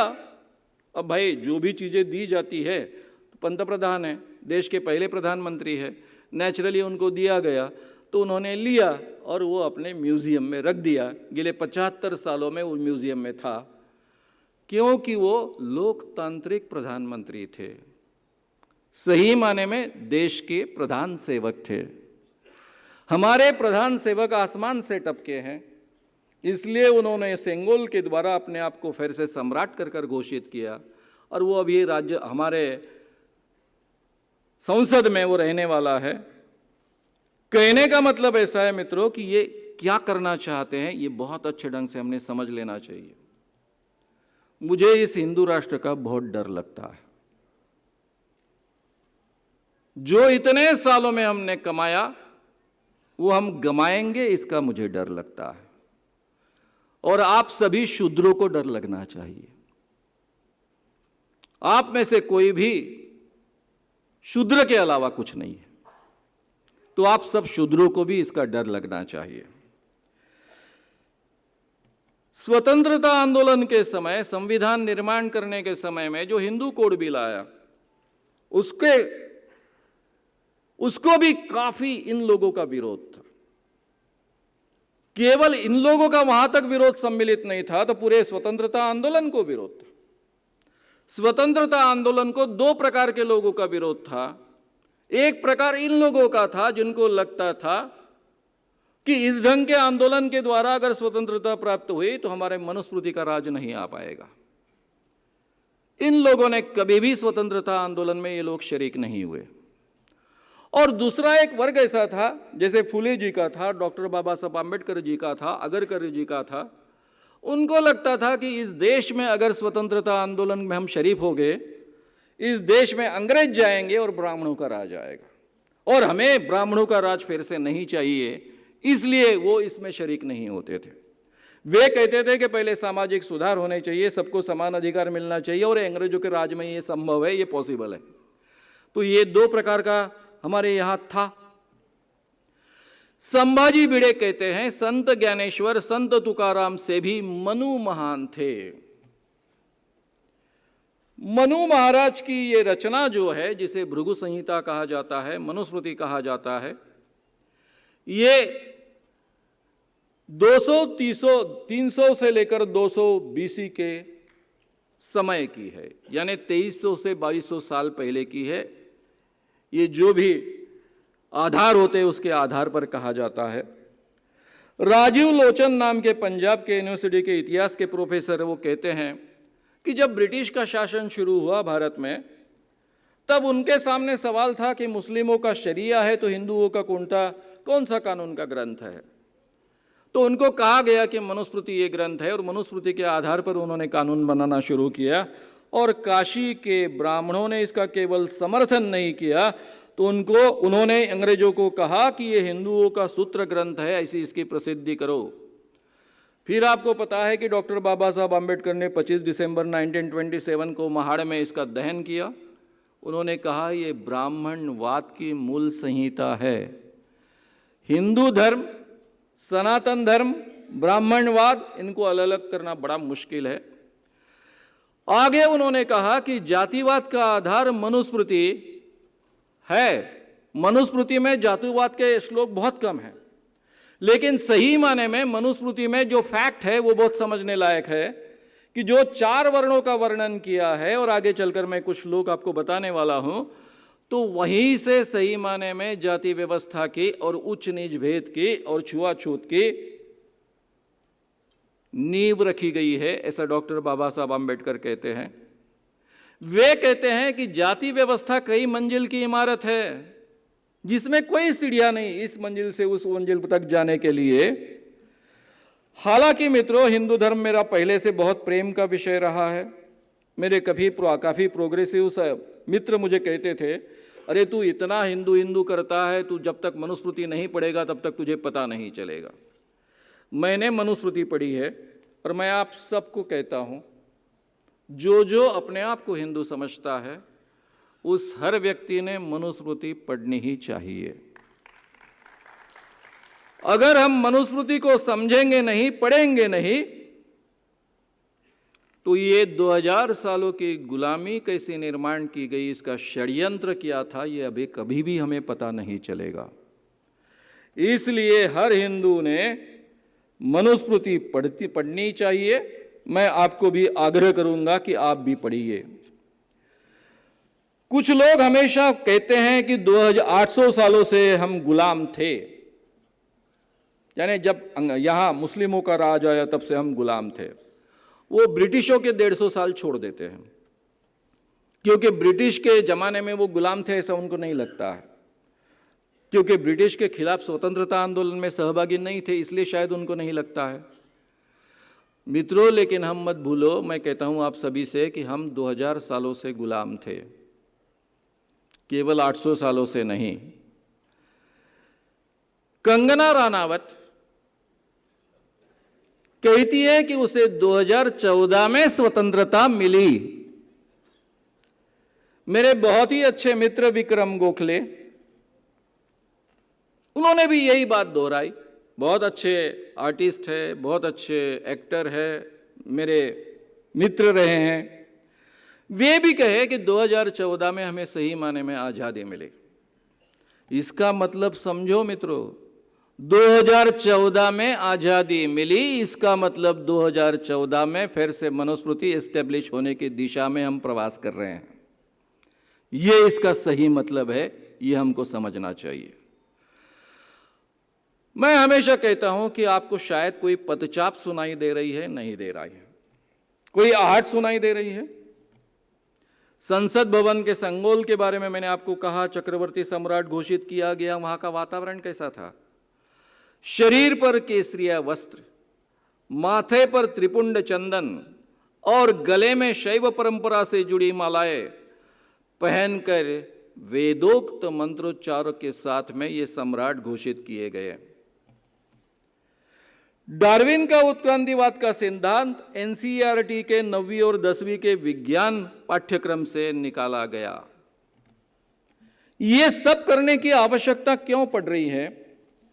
इसलिए मनुस्मृति के कुछ श्लोक मैं आपके सामने केवल जानकारी के लिए रखना चाहता हूं। नीच वर्ण का जो मनुष्य अपने से ऊंचे वर्ण के मनुष्य की वृत्ति की लोभवश ग्रहण कर जीविका यापन करे, तो राजा उसकी सब संपत्ति छीनकर उसे तत्काल निष्कासित कर दे। नीच वर्ण ये शब्द इसमें आया। इसी में से ये जो अतिशूद्र जातियां निर्माण हुई, ये माना जाता है। अगर कोई नीच वर्ण का मनुष्य ऊंचे वर्ण जैसा कुछ काम करे, तो उसकी सभी की सभी संपत्ति छीनकर उसे निष्कासित कर दे। यानी हमेशा कहा जाता था कि वर्ण काम के अनुसार होता है, तो इसका एग्जैक्टली अपोजिट प्रूफ आपको यहां मिल जाएगा। यह है 10वें अध्याय का 95 to 98 तक के श्लोकों का अर्थ। ब्राह्मणों की सेवा करना ही शूद्रों का मुख्य कर्म कहा गया है। इसके अतिरिक्त वह शूद्र जो कुछ करता है, उसका कर्म निष्फल होता है। शूद्रों का काम केवल ब्राह्मणों की सेवा करना है, वही कर्म केवल फल देता है। बाकी दूसरों की अगर वो सेवा करेगा तो वो फल नहीं देगा। जिस देश का राजा शूद्र अर्थात पिछड़े वर्ग का है, उस देश में ब्राह्मण निवास न करे, क्योंकि शूद्रों को राजा बनने का अधिकार नहीं है। इसलिए राजे शिवाजी का राज्यारोहण करने के लिए ब्राह्मण तैयार नहीं हुए थे। शाहू महाराज को वेदोक्त मंत्रों का अधिकार देने के लिए तैयार नहीं थे। ब्राह्मण की संपत्ति राजा द्वारा कभी भी नहीं ली जानी चाहिए। यह एक निश्चित नियम है, मर्यादा है। लेकिन अन्य जाति के व्यक्तियों की संपत्ति उनके उत्तराधिकारियों के न रहने पर राजा ले सकता है। यहाँ स्पेशल रिजर्वेशन दिया गया है कि किसी भी हालत में ब्राह्मणों की संपत्ति राजा न ले, किसी भी हालत में ना ले।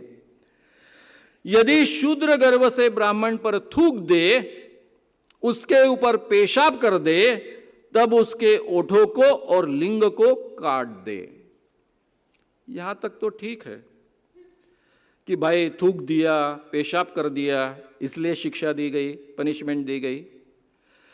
लेकिन अगर किसी के माध्यम से, शूद्र के माध्यम से अगर अपान वायु निकाले, तब उसकी गूदा को कटवा दे। अपान वायु यानी पादना। पादना किसी के कंट्रोल में होता है। अगर कोई ब्राह्मण के सामने पादेगा तो उसकी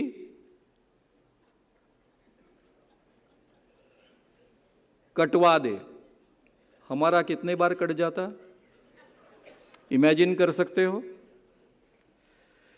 इस पृथ्वी पर ब्राह्मण वध के समान दूसरा कोई बड़ा पाप नहीं है। अतः राजा ब्राह्मण के वध का विचार मन में भी न लाए। यानी किसी भी हालत में ब्राह्मण का वध न हो सकता है। शूद्र यदि अहंकारवश ब्राह्मणों को धर्मोपदेश करे, तो उस शूद्र के मुंह और कान में राजा गर्म तेल डलवा दे। बिल्ली, नेवला, नीलकंठ, मेंढक, कुत्ता, गोह, उल्लू, कौवा, किसी एक की हिंसा का प्रायश्चित शूद्र की हत्या के प्रायश्चित के बराबर है। अर्थात शूद्र की हत्या कुत्ता, बिल्ली की हत्या के समान है।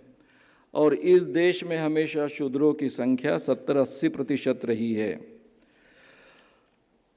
राजा बड़ी बड़ी दक्षिणाओं वाले अनेक यज्ञ करे और धर्म के लिए ब्राह्मणों को स्त्री, शुरुआती स्त्री से है, धर्म के लिए ब्राह्मणों को स्त्री, गृह, शय्या, वाहन आदि भोग साधक पदार्थ तथा धन दे।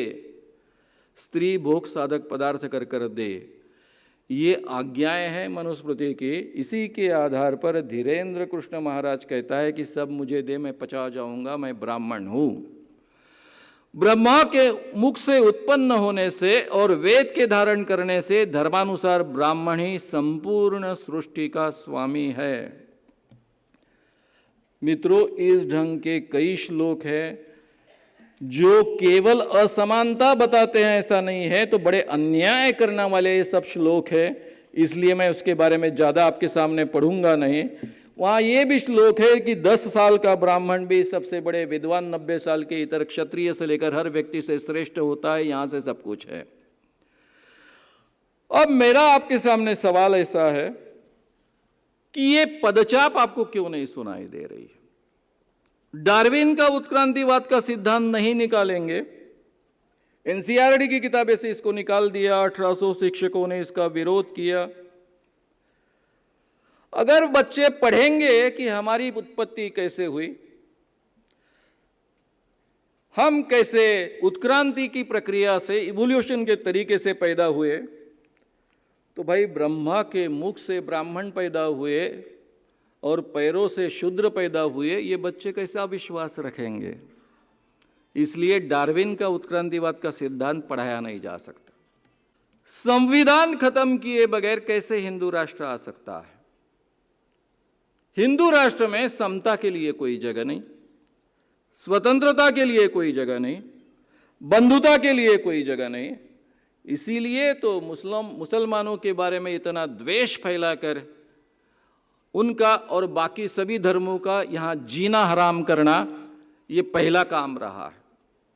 जो कि सनातन धर्म की सहिष्णुता, ये सबसे बड़ी खासियत रही है। इसे विवेकानंद कहते हैं, महात्मा गांधी कहते हैं। लेकिन इन लोगों ने पूरे देश में एक विद्वेष का वातावरण निर्माण किया, सांप्रदायिक वातावरण निर्माण किया, और ये हिंदू राष्ट्र लाने वाले हैं, ये भूलो मत। स्वामीनाथन आयोग उत्पादन मूल्य के अनुसार और प्लस 50% एडिशनल हम भाव देंगे किसानों को, ये बोलकर 2014 में जीता इलेक्शन मोदी जी ने। लेकिन ऐसे कानून लाने का षड्यंत्र रचा कि वे पूरी तरह से गुलाम बन जाए। वो कानून सस्पेंड किए गए हैं, अभी तक रोके नहीं हैं। पूरे के पूरे लेबर कानून खत्म किए गए हैं। अब मित्रों, इस ढंग की जो कार्यकलाप और गतिविधियां हमारे देश में चल रही हैं, सरकारी नौकरियां पूरी तरह से खत्म की गई। अवसर की समानता कैसी मिलेगी? मैं जब आज की प्राइवेट स्कूलों की फीस देखता हूं तो अपने आप को पूछता हूं कि क्या मैं पढ़ पाता कभी? अगर पढ़ ही नहीं पाता तो आगे कैसे बढ़ पाता? ये ज्ञान कैसे ग्रहण कर पाता? हमारे भारत जैसे देश ने जिस ढंग का संविधान हमने निर्माण किया है, उसमें शिक्षा का अधिकार बाद में हमने ग्रहण किया, लेकिन ये अध्यावृत था। हर व्यक्ति को, चाहे वो गरीब हो चाहे अमीर हो, उसको शिक्षा देना ये सरकार का कर्तव्य है, उसको नौकरी देना ये सरकार का कर्तव्य है। इसी कारण इसमें कुछ बदलाव हुए अच्छे। कई इंसान खड़े हुए जिनको इंसान नहीं माना गया था, वे इंसान कर कर खड़ा हो पाए। सरकारी नौकरियां पूरी तरह से खत्म कर दी गई। मैं डेलिबरेटली नंबर्स वगैरह आपके सामने नहीं रख रहा हूं ताकि आप ज़्यादा बोर ना हो।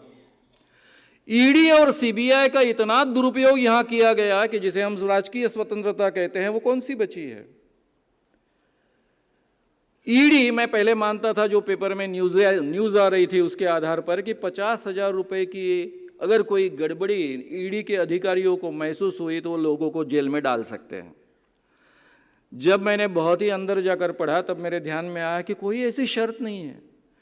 केवल ईडी के अधिकारी को लगे कि सामने के व्यक्ति ने कोई तो भी घपला किया है, कुछ तो भी गड़बड़ी है, तो वो सीधा आपको जेल में डाल सकता है। उसको अतिरिक्त अधिकार दिए गए हैं।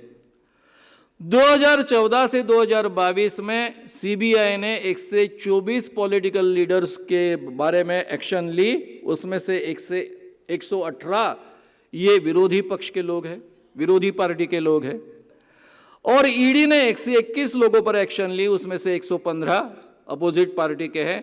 95% लोग अपोजिट पार्टी के लोगों को अंदर डाला है। संजय राउत, अनिल देशमुख, 13 महीने अनिल देशमुख जी जेल में रहे, संजय राउत रहे।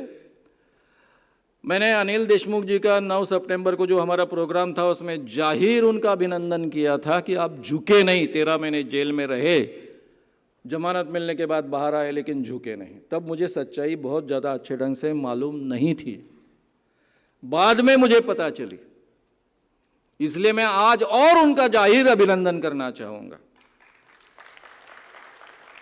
जेल क्या होता है मुझे बहुत अच्छे ढंग से मालूम है। मैं इमरजेंसी में 10 महीने जेल में था, इंदिरा गांधी के खिलाफ पोस्टर्स लगाए, इसलिए कितना मुश्किल होता है बहुत अच्छे ढंग से जानता हूं। लेकिन मुझे लगा था कि केवल उन पर झूठा आरोप लगाकर उनको जेल में भेजा गया है, ऐसा नहीं था। उनको कहा गया था कि आपको जेल में जाने की आवश्यकता नहीं पड़ेगी, केवल एक एफिडेविट आपको लिखकर देना है। जैसे मुंबई के पुलिस कमिश्नर ने एफिडेविट लिखकर दिया कि हमारे गृह मंत्री अनिल देशमुख जी हर माह 100 करोड़ रुपए इकट्ठा करने का आदेश हमको दिया था, और उसके आधार पर अनिल देशमुख जी को अंदर करने का प्रयास शुरू हुआ। उसके पहले उनको चॉइस दिया गया था।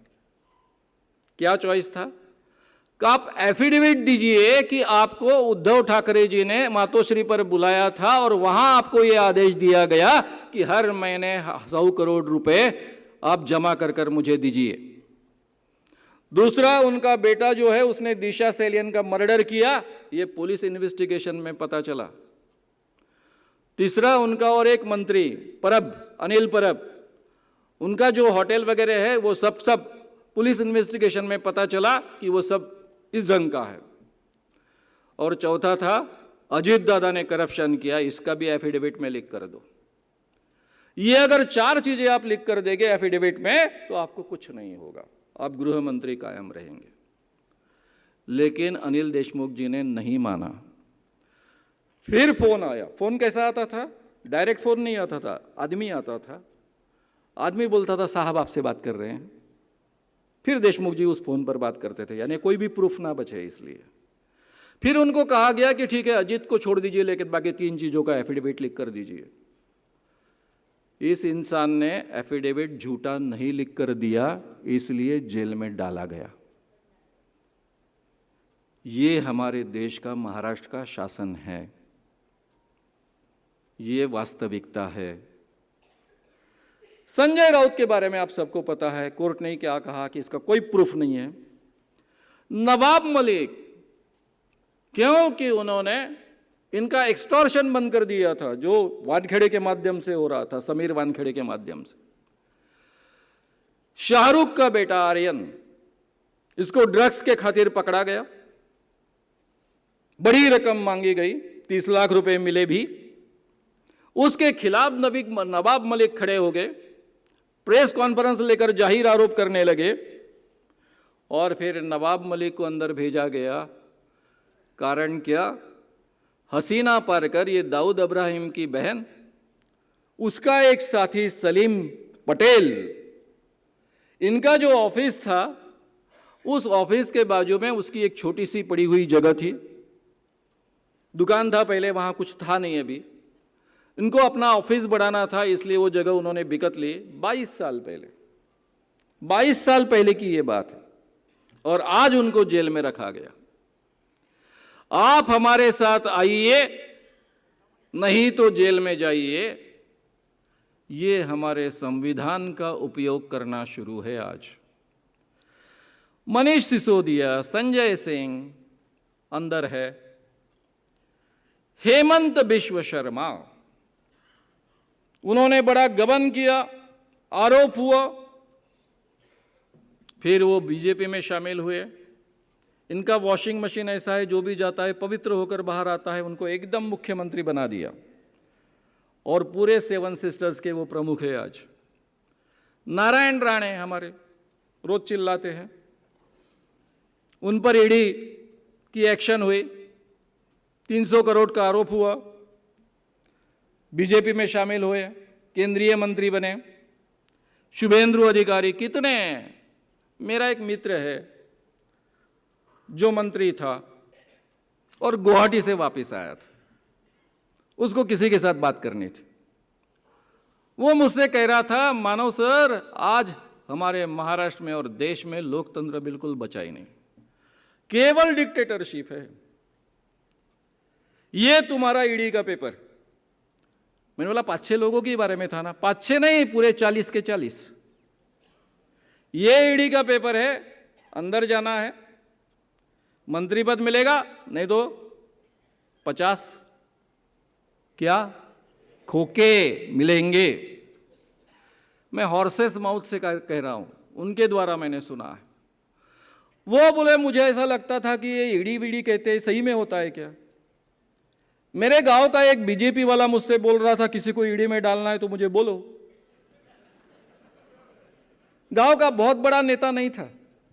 मैंने बोला जरा टेस्ट करनी है, इसलिए गांव के नगर सेवक से मेरा जरा पंगा था तो उसका नाम बता दिया, और सही में 8 दिन के अंदर वो अंदर था। ये मुझे कौन कह रहा है? पुराने मंत्रिमंडल के एक मंत्री जो गुवाहाटी गए थे। ये हमारी आज की स्थिति है। भावना गौड़ी, अर्जुन खोदकर कितनी लंबी है मैं बताऊंगा नहीं आपको। मित्रों, हमारा लोकतंत्र पूरी तरह से खतरे में है। मीडिया की हालत क्या है? पूरा गोदी मीडिया बन चुका है। सीधे पत्रकारों को नौकरी से हटाया जाता है अगर आप चमचेगिरी नहीं करेंगे तो, थोड़ा सा भी पत्रकारिता का सही धर्म निभाएंगे तो। शरद पाटिल मेरे अध्यापक रहे हैं, हमारे हेड ऑफ द डिपार्टमेंट रहे जर्नलिज्म के। उन्होंने हमको सिखाया कि पत्रकारों का कर्तव्य होता है सरकार की आलोचना करना। सरकार अगर गलत काम करता है तो उसके बारे में लिखना, जो भी सच्चाई है वो लिखना। उसी ढंग से हम पत्रकारिता इतने सालों तक करते आए हैं। यही मुझे मागो वैद्य ने सिखाया, यही मुझे दीपा घुमरे ने सिखाया। मेरे खिलाफ कभी भी कंप्लेंट जाती थी तो वो बोलते थे श्याम कभी झूठा लिखता नहीं है, प्रूफ लेकर आओ तो मैं आपका छापूंगा, नहीं तो बिल्कुल नहीं छापूंगा। अब मित्रों, आज अगर आप सच्चाई लिखते हो तो आप अगर सच्चे बोलते हो तो आपका निखिल बागड़े होता है, रवीश कुमार होता है, अभिसार शर्मा होता है, आपको नौकरी से निकाल दिया जाता है। कई पत्रकारों को जेल में ठूसा है। 12-13 पत्रकारों पर यूपीए के चार्जेस है, 7 तो अभी भी जेल में है। न्याय व्यवस्था की क्या हाल है? जस्टिस के क्या हाल है? राहुल को डिफेमेशन की केस में 2 साल की सजा हुई। आपको इतना अचरज लगा नहीं लगा मुझे मालूम नहीं, लेकिन मुझे तो इतना अचरज लगा क्योंकि मेरे पर 6 केसेस हैं, उनमें से 3 खत्म हुए और 3 बाकी है।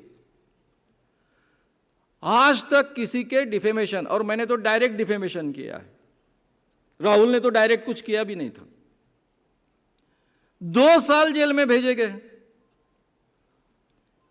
यह न्याय व्यवस्था पूरी तरह से कॉम्प्रोमाइज है। एक बहुत बड़े पार्टी के नेता मुझसे कह रहे थे, मानव साहब क्या बताएं हम आपको, सीधे जजेस को फोन जाते हैं और फोन जाकर सीधा उनको कहा जाता है कि आपको ये करना है, और जजेस के सामने दूसरा कोई पर्याय नहीं होता है। पूरी जुडिशियरी आज के जमाने में कॉम्प्रोमाइज है। प्रशांत भूषण एक जमाने में बीजेपी के साथ में रह चुके हैं, उनके पिताजी बीजेपी गवर्नमेंट में बड़े मंत्री थे। वे कहते हैं कि हर जज की, इवन सुप्रीम कोर्ट के जजेस की और हाई कोर्ट के जजेस की फाइल तैयार है, जो चाहिए उस ढंग से चाहिए जजमेंट, उस ढंग से उनको कहा जाता है आपकी ये फाइल है। अगर वो बहुत ही शुद्ध है और उसके फाइल में कुछ मिलता नहीं तो उसके रिश्तेदार, बेटा बेटी, नजदीक का कोई रिश्तेदार, उसकी फाइल तैयार की जाती है। पूरी जुडिशियरी कॉम्प्रोमाइज है। अभी सुप्रीम कोर्ट के जो हमारे सीजीआई हैं, हमको लगता है उनसे थोड़ी हमको राहत मिलती है, पर ये कैसी राहत है? महाराष्ट्र का जो भी सत्ता हस्तांतरण नहीं हुआ, सत्ता को ग्रैब किया गया, पूरा षड्यंत्र रचकर ग्रैब किया गया, इसके बारे में सुप्रीम कोर्ट का क्या निर्णय आया? ऑपरेशन सक्सेसफुल लेकिन पेशेंट डाइड, ये निर्णय रहा। वो इतना ही देख रहे कि इतिहास में मेरा नाम बदनाम ना हो। कम से कम आज के सीजीआई ये देख रहे हैं कि जो भी मैं निर्णय दे रहा हूं वो कानून के तहत होने चाहिए, अपने कॉन्स्टिट्यूशन के तहत होने चाहिए। लेकिन इनको क्या चाहिए? थोड़ी सहूलियत चाहिए। यही निर्णय सुप्रीम कोर्ट तक के आने वाले हैं, मुझे उसी मंत्री महोदय ने कहा था। यानी पहला मैंने कहा तब क्योंकि अपने मुंबई हाई कोर्ट ने जो समय बढ़ा दिया था, वो समय बढ़ा दिया था पहली बार किस लिए? जब नरहरि झिरवल ने 7 दिन की नोटिस दी तो नोटिस का समय बढ़ाया। उसके पहले उन्होंने कहा था कि क्या निर्णय आने वाला है, सुप्रीम कोर्ट में क्या निर्णय आने वाला है, जब तक चुनाव नहीं आते तब तक हमारी सरकार चलने वाली है, ये तब उसने कहा था शुरुआत में, और उसी ढंग से हो रहा है। तो मित्रों, ये न्याय व्यवस्था भी पूरी तरह से आज के ज़माने में कॉम्प्रोमाइज़ की गई है। इलेक्शन कमीशन के बारे में आप क्या कहेंगे और मैं क्या कहूँगा आपसे? सेशन का जमाना तो रहा नहीं, यहाँ तक तो ठीक है, लेकिन कितना आज्ञाधारक हमारा इलेक्शन कमीशन है सम्राट जी का, उनकी हर आज्ञा अमल में लाई जाती है। महाराष्ट्र में शिवसेना के बारे में जो भी जजमेंट आया उसके बाद में कोई अलग से बात करने की आवश्यकता नहीं है। मोदी जी जो कहेंगे उसी ढंग से इलेक्शन कमीशन बर्ताव करता है, एक्शन लेता है। सीजीआई ने इसमें सुधार लाने के लिए 2 चीजें की थी। उन्होंने ऐसी कमेटी होनी चाहिए, इलेक्शन के जो कमिश्नर होते हैं उनका चुनाव होने के लिए, मुख्य न्यायाधीश का और बाकी उनके 2 साथियों का चुनाव होने के लिए, कि एक विरोधी पक्ष का नेता, प्रधानमंत्री और चीफ जस्टिस, ये तीनों मिलकर निर्णय ले। तो ऑर्डिनेंस निकाल कर ये निर्णय बदला गया, वहाँ से चीफ जस्टिस को निकाला गया, विरोधी पक्ष का नेता और प्रधानमंत्री जो भी डेप्यूट करे उस मंत्री को, शायद कानून मंत्री को डेप्यूट करे तो कानून मंत्री, यानी 2 मंत्री उनके हुए। इलेक्शन कमीशन का जो भी आयुक्त होगा वो खुद वो चुनेंगे। विधायिका लोकतंत्र के 4 स्तंभ है। मैं बराबर अभी 15 मिनट में खत्म करने वाला हूं, इसलिए आप यानी अपना धीरज मत खोइए। मैं बराबर वक्त पर खत्म करने वाला हूं।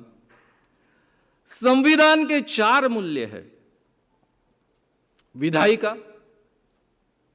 विधायिका की आज की स्थिति क्या है?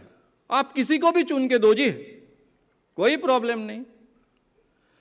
हम इधर ईडी का डर बताएंगे और साथ में खोके रखेंगे और सत्ता में परिवर्तन कर लेंगे। कर्नाटक, मध्य प्रदेश, महाराष्ट्र, 3 उदाहरण आपके सामने हैं। तो विधायिका के हक क्या बचे हैं? कार्यपालिका, हमारी कार्यपालिका, उसके कुछ नियम होते हैं, नियम के अनुसार उनको काम करना होता है। एग्जीक्यूटिव में नियम नाम की कोई चीज बची नहीं है। सम्राट जी जो कहते हैं वो नियम बाह्य काम किए जाते हैं। ईडी सीबीआई से लेकर हर जगह यही होता है। न्यायपालिका हर जगह कॉम्प्रोमाइज हो रही है, मैंने आपके सामने रखा है। मीडिया तो पूरी तरह से गोदी मीडिया बन गया है। अभी संविधान के 4 मूल्य है जिसके आधार पर हमारा पूरा संविधान खड़ा हुआ, जिसकी शुरुआत लीलाताई जी ने की थी और मैंने भी आपके सामने की। इक्वेलिटी के बारे में स्थिति क्या है? इकोनॉमिक इक्वेलिटी के ओर हमने अग्रसर होना चाहिए था। गए 10 सालों में, 9 सालों में हमारी स्थिति क्या बन गई है? टोटल हमारे देश की आय है, उसमें से 1% लोगों के हिस्से में 22% आय आती है। केवल 1% जो लोग हैं इस देश के, उनके हिस्से में 22% आय आती है। जो 10% ऊपरी हिस्सा है उनके पास 57% आय आती है, और जो नीचे का 50% तबका है उनके हिस्से में 13% आय आती है। मनमोहन सिंह के समय के 10 वर्ष के काल में, जबकि 2008 को पूरे देश में जागतिक मंदी आई थी, उसके बावजूद 29% लोगों को दरिद्र सीमा रेखा से उन्होंने बाहर निकाला था। वे सब लोग फिर से दरिद्र सीमा रेखा के अंदर आकर पहुंचे हैं। उससे भी ज्यादा आकर पहुंचे हैं। इकोनॉमिक इक्वेलिटी के बारे में यह स्थिति है। सोशल इक्वेलिटी के बारे में तो रिजर्वेशन खत्म करने की तरफ हम बढ़ रहे हैं, और रिजर्वेशन देंगे तो भी सोशल इक्वेलिटी के लिए कुछ भी नहीं होगा, ऐसी हम व्यवस्था करेंगे, क्योंकि सरकारी नौकरियां ही नहीं बचेगी। सरकारी नौकरियां नहीं, सरकारी भर्तियां नहीं, तो रिजर्वेशन का उपयोग क्या है, क्योंकि प्राइवेट में तो रिजर्वेशन लागू नहीं होते हैं। पॉलिटिकल इक्वेलिटी के बारे में तो मैंने पहले ही कहा है कि सीधा ईडी का डर, जेल में जाओ, आप कैसे भी चुन के आओ। लिबर्टी, बोलने को लोग डरते हैं, क्या हम पर एक्शन होगी और कब अंदर डाला जाएगा, इसीलिए निर्भय बनो आंदोलन करना पड़ता है। फ्रैटर्निटी इस देश में मैं हमेशा सोचता हूं, क्योंकि अपना जन्म हमारे हाथ में नहीं होता है। लीलादाई के हाथ में नहीं था कि वो किस घर में पैदा हो, मेरे हाथ में नहीं है मैं किस घर में पैदा हूं। शायद मैं सोचता हूं कि अगर मैं गलती से या फिर एक्सीडेंट से मुस्लिम घर में पैदा होता तो मुझे क्या महसूस होता इस देश में आज। मेरे पास चॉइस था ना पाकिस्तान जाने का, लेकिन नहीं गया ना, मैं रहा ना यहाँ, इस देश को चुना ना। मुझे तब के नेताओं ने आश्वासन दिया था ना कि ये देश आपका है, ये सेकुलर देश है, सबका देश है। क्या महसूस करता मैं अगर क्रिश्चियन होता तो क्या महसूस करता। तो इस देश में फ्रैटर्निटी की हाल क्या है आपको कहने की आवश्यकता नहीं है। मणिपुर में क्या होता है हम सब जानते हैं। केवल हमारा एजेंडा सिद्ध करने के लिए हम मणिपुर जलने देते हैं। जस्टिस के बारे में बताया मैंने, चारों मूल्यों के बारे में, ये चारों मूल्य आज कॉम्प्रोमाइज हो चुके हैं। मित्रों, मोदी शासन की कमियां मैं आपके सामने बहुत गिना सकता हूं, लेकिन एक विषय का ये व्याख्यान नहीं है। इसलिए मैं इतना ही कहूँगा कि आपने, अगर मेरे दो साथी है विश्वंभर चौधरी और असीम सरोदे, इनका व्याख्यान अगर आपने सुना होगा, नहीं सुना तो यूट्यूब पर उपलब्ध है, वे सब बातें मैंने आपके सामने कही है, ऐसा मानकर आगे चलेंगे। मोदी शासन में इतनी गलतियां हैं, मुझे जो दो गलतियां बहुत ही तीव्रता से महसूस हुई वो आपके सामने मैं रखकर आगे चलूंगा। मैं अर्थशास्त्र का विद्यार्थी, अर्थशास्त्र मेरा बहुत प्रिय विषय रहा है। मैं हमेशा उस विषय पर लिखते भी आया हूं, बोलते भी आया हूं। 2016 में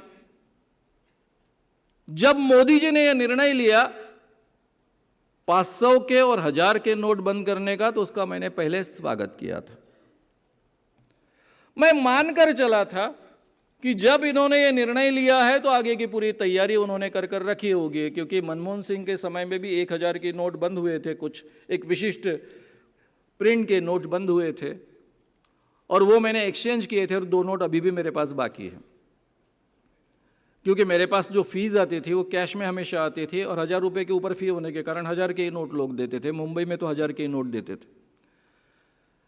तो मुझे लगा इसी ढंग से अब होगा। तब मुझे ऐसा लगता था कि हमारे देश का जो व्यवहार होता है वो 85% तो कैश में होता है, ये मैं जानता था।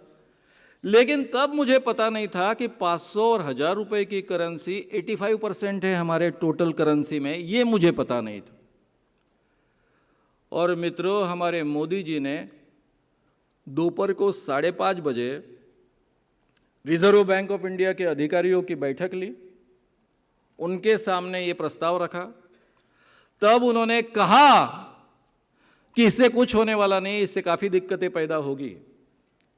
इसके बावजूद उन्होंने 8 बजे ये निर्णय डिक्लेयर किया।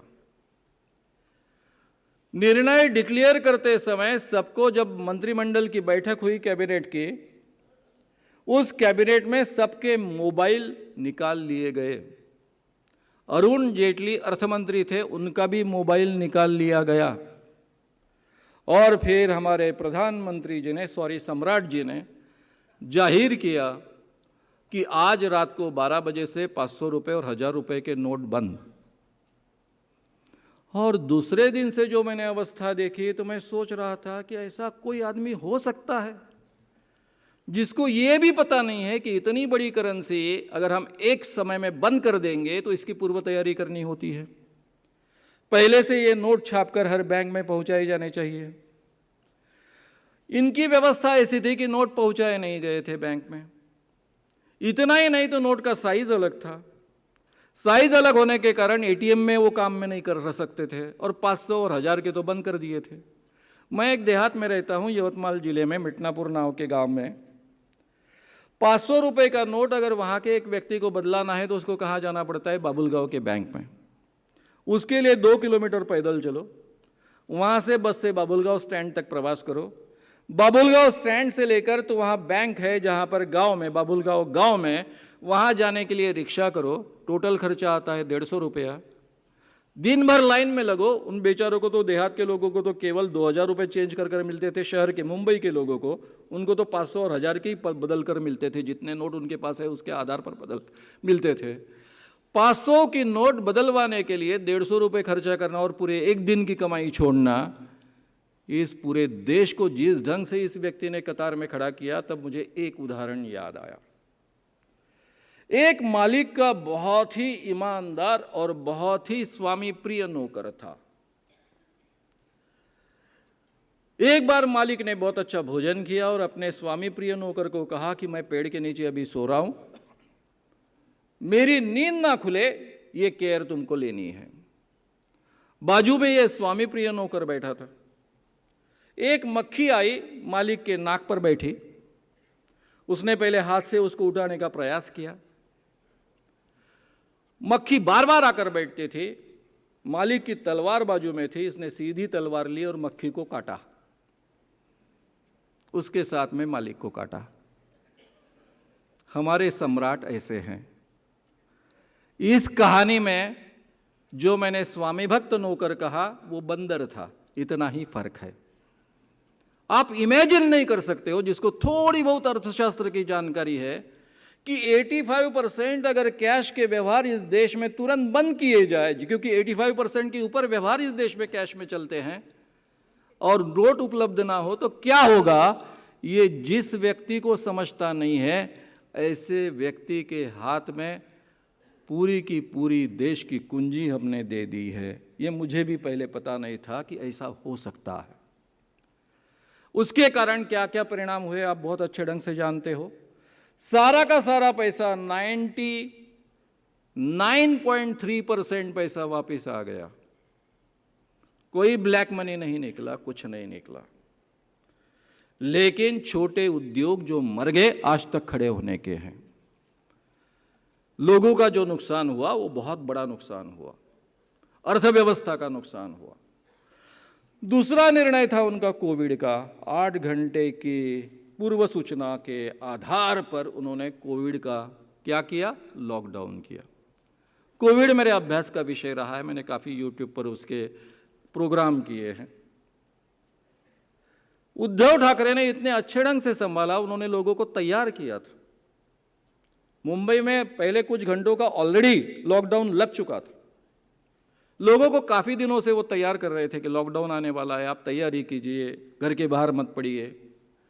हमारे प्रधानमंत्री को एकदम से आसमान से कोई आकाशवाणी आ जाती है, और वो बराबर 8 बजे ही आ जाती है, और 12 बजे से उसका इम्प्लीमेंटेशन होता है, और 21 दिन का लॉकडाउन। मैंने कहा ये आदमी कहाँ से आया? भारत में 21 दिन खुद के भरोसे जीने लायक कितने लोग हैं? इस देश में 40-50% लोग ऐसे हैं जो रोज कमाते हैं और रोज खाते हैं। वो 21 दिन बगैर काम करके कैसे जी पाएंगे? घर के बाहर नहीं जाने का, कुछ नहीं करना, जहाँ के वहाँ रहने का और जिंदा भी रहने का। अरे कम से कम सरकारों को, सभी सरकारों को पूर्व तैयारी करने के लिए 1 हफ्ता तो चाहिए, ताकि इन लोगों की व्यवस्था कर सके। महोदय ने 24 मार्च को डिक्लेयर कर दिया 8 बजे, और 12 बजे बंद कर दिया।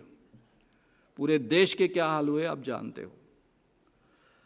मित्रों, इस ढंग का, जिसको देववाणी होती है या फिर कुछ तो भी होता है और वो निर्णय लेता है, ऐसे व्यक्ति के हाथ में हमने अपने पूरे देश के सूत्र दिए हैं। ये हमें कभी भूलना नहीं चाहिए। और मित्रों, मैं इतना ही कहूँगा कि बहुत मेहनत से ये स्वतंत्रता हमने प्राप्त की है। बहुत ही मेहनत से, परिश्रम से हमारे कई लोगों ने अपनी जिंदगी बर्बाद कर कर हमें ये स्वतंत्रता और ये संविधान दिया है और ये हमें टिकाना बहुत आवश्यक है। मैं आखिरी का एक हिस्सा आपके सामने रखने वाला हूँ, मेरे लिए बहुत ही महत्व की वो बात है। मैंने आपके सामने जो 1893 में विश्व धर्म सम्मेलन में शिकागो में स्वामी विवेकानंद जी का भाषण हुआ था, उसका आधा हिस्सा रखा, आधा हिस्सा मैंने नहीं रखा। अभी वो आधा हिस्सा मैं आपको पढ़ाऊंगा, आपके सामने पढ़ूंगा।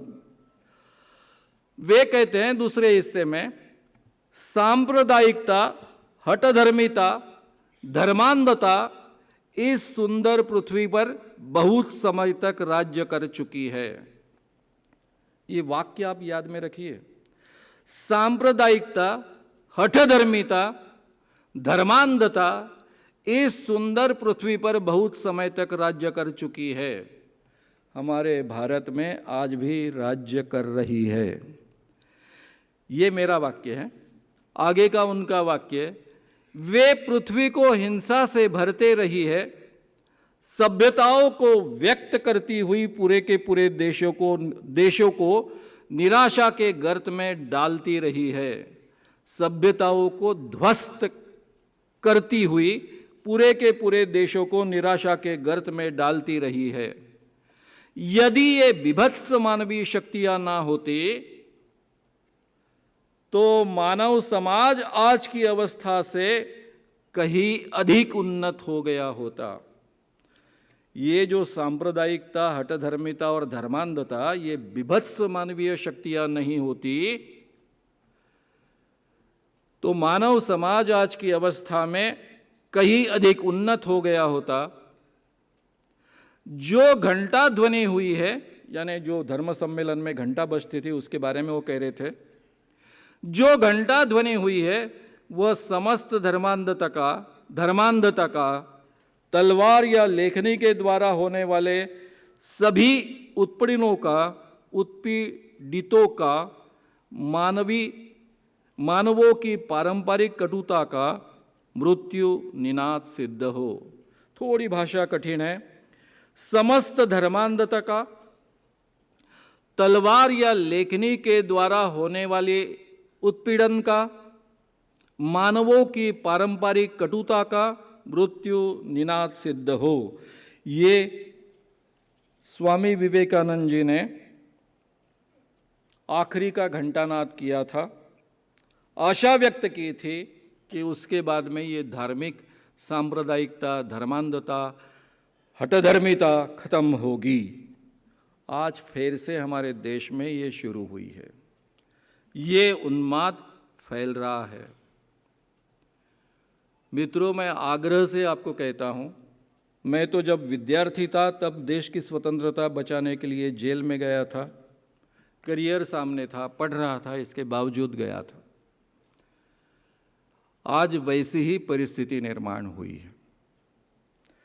अगर 2024 में हम इसको बचा नहीं पाए तो आगे की कोई गारंटी नहीं है।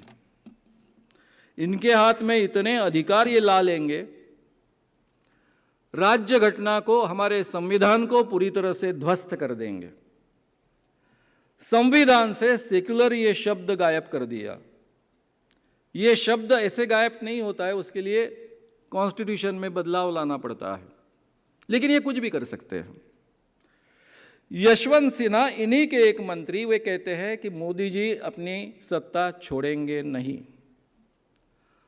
उन्हीं के मंत्री, बीजेपी के मंत्री रहे यशवंत सिन्हा, अर्थ मंत्री रहे, विदेश मंत्री रहे, यूट्यूब पर उपलब्ध है वो जो कह रहे वो। वे कहते हैं कि ये आदमी इतना सत्ता पिपासु है कि ये कभी अपनी सत्ता छोड़ेगा नहीं। इंदिरा गांधी जी ने इमरजेंसी में 5 साल के लिए चुनाव रद्द कर दिए थे।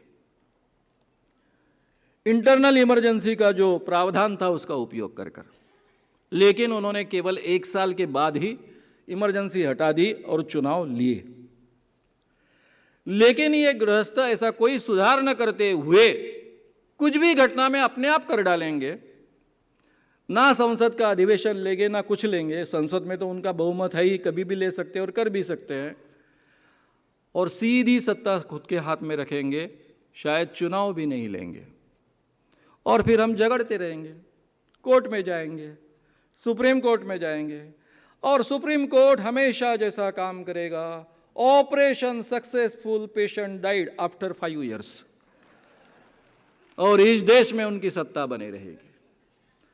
ये डर सभी को लगता है, लग रहा है। मित्रों, मुझे इससे भी बड़ा डर है ये हिंदू राष्ट्र का। ये हिंदू राष्ट्र आया तो क्या होगा, और उस दिशा में ये चल रहे, छुपा कर नहीं रख रहे, प्रकट जाहिर तरीके से आपके सामने उन्होंने एल्गार कर दिया है, ऐलान कर दिया है। संसद का उद्घाटन सिंगोल के माध्यम से, ये उसका एल्गार है, ये सही माने में उसका प्रदर्शन भी है। ये हमें छुओ मत, हम ब्राह्मण हैं, आप मेरा साथ दो, मैं हिंदू राष्ट्र लाऊंगा। ऐसे लोगों का हिंदू राष्ट्र यहां आए ना आए, ये निर्णय हमें करना है। मित्रों, बहुत मेहनत से गांधी जी से लेकर लाखों लोगों ने इस देश की स्वतंत्रता प्राप्त करने के लिए आंदोलन किए, अहिंसक आंदोलन किए। जो हमारे कॉन्स्टिट्यूशन के, पूरी कॉन्स्टिट्यूशन जिन 4 मूल्यों के आधार पर खड़ी है, ये 4 मूल्यों का फाउंडेशन उन्होंने रचा और सही माने में उसका, जिसको हम कहेंगे कि ऊपरी मंजिलें अंबेडकर जी ने तैयार की और इस ढंग का संविधान हमें प्राप्त हुआ। इन सब लोगों की मेहनत गंवानी है। हिंदू राष्ट्र आने के बाद में हम शूद्रों की अवस्था क्या रहने वाली है? क्योंकि हमारे राज्य करते कहते हैं, भिड़े गुरुजी हमारे गुरुजी है, परम पूज्य गुरुजी है। और ये परम पूज्य गुरुजी कहते हैं कि संत ज्ञानेश्वर, संत तुकाराम से भी मनु श्रेष्ठ थे और मनुस्मृति इस देश में लागू होनी चाहिए। और महात्मा गांधी कहाँ कहाँ से पैदा हुए। ऐसे लोगों का राज आने देने वाले हो आप? ये आपको तय करना है, फिर बाद में अवसर नहीं मिलेगा। 2024 ये हमारे हाथ में अवसर है, इसका प्रभावी ढंग से उपयोग करो और जो थोड़ा बहुत बचा खुचा लोकतंत्र है उसका इफेक्टिवली उपयोग करो। इतना आह्वान करूंगा और मैं यहाँ रुकूंगा। धन्यवाद, धन्यवाद, धन्यवाद।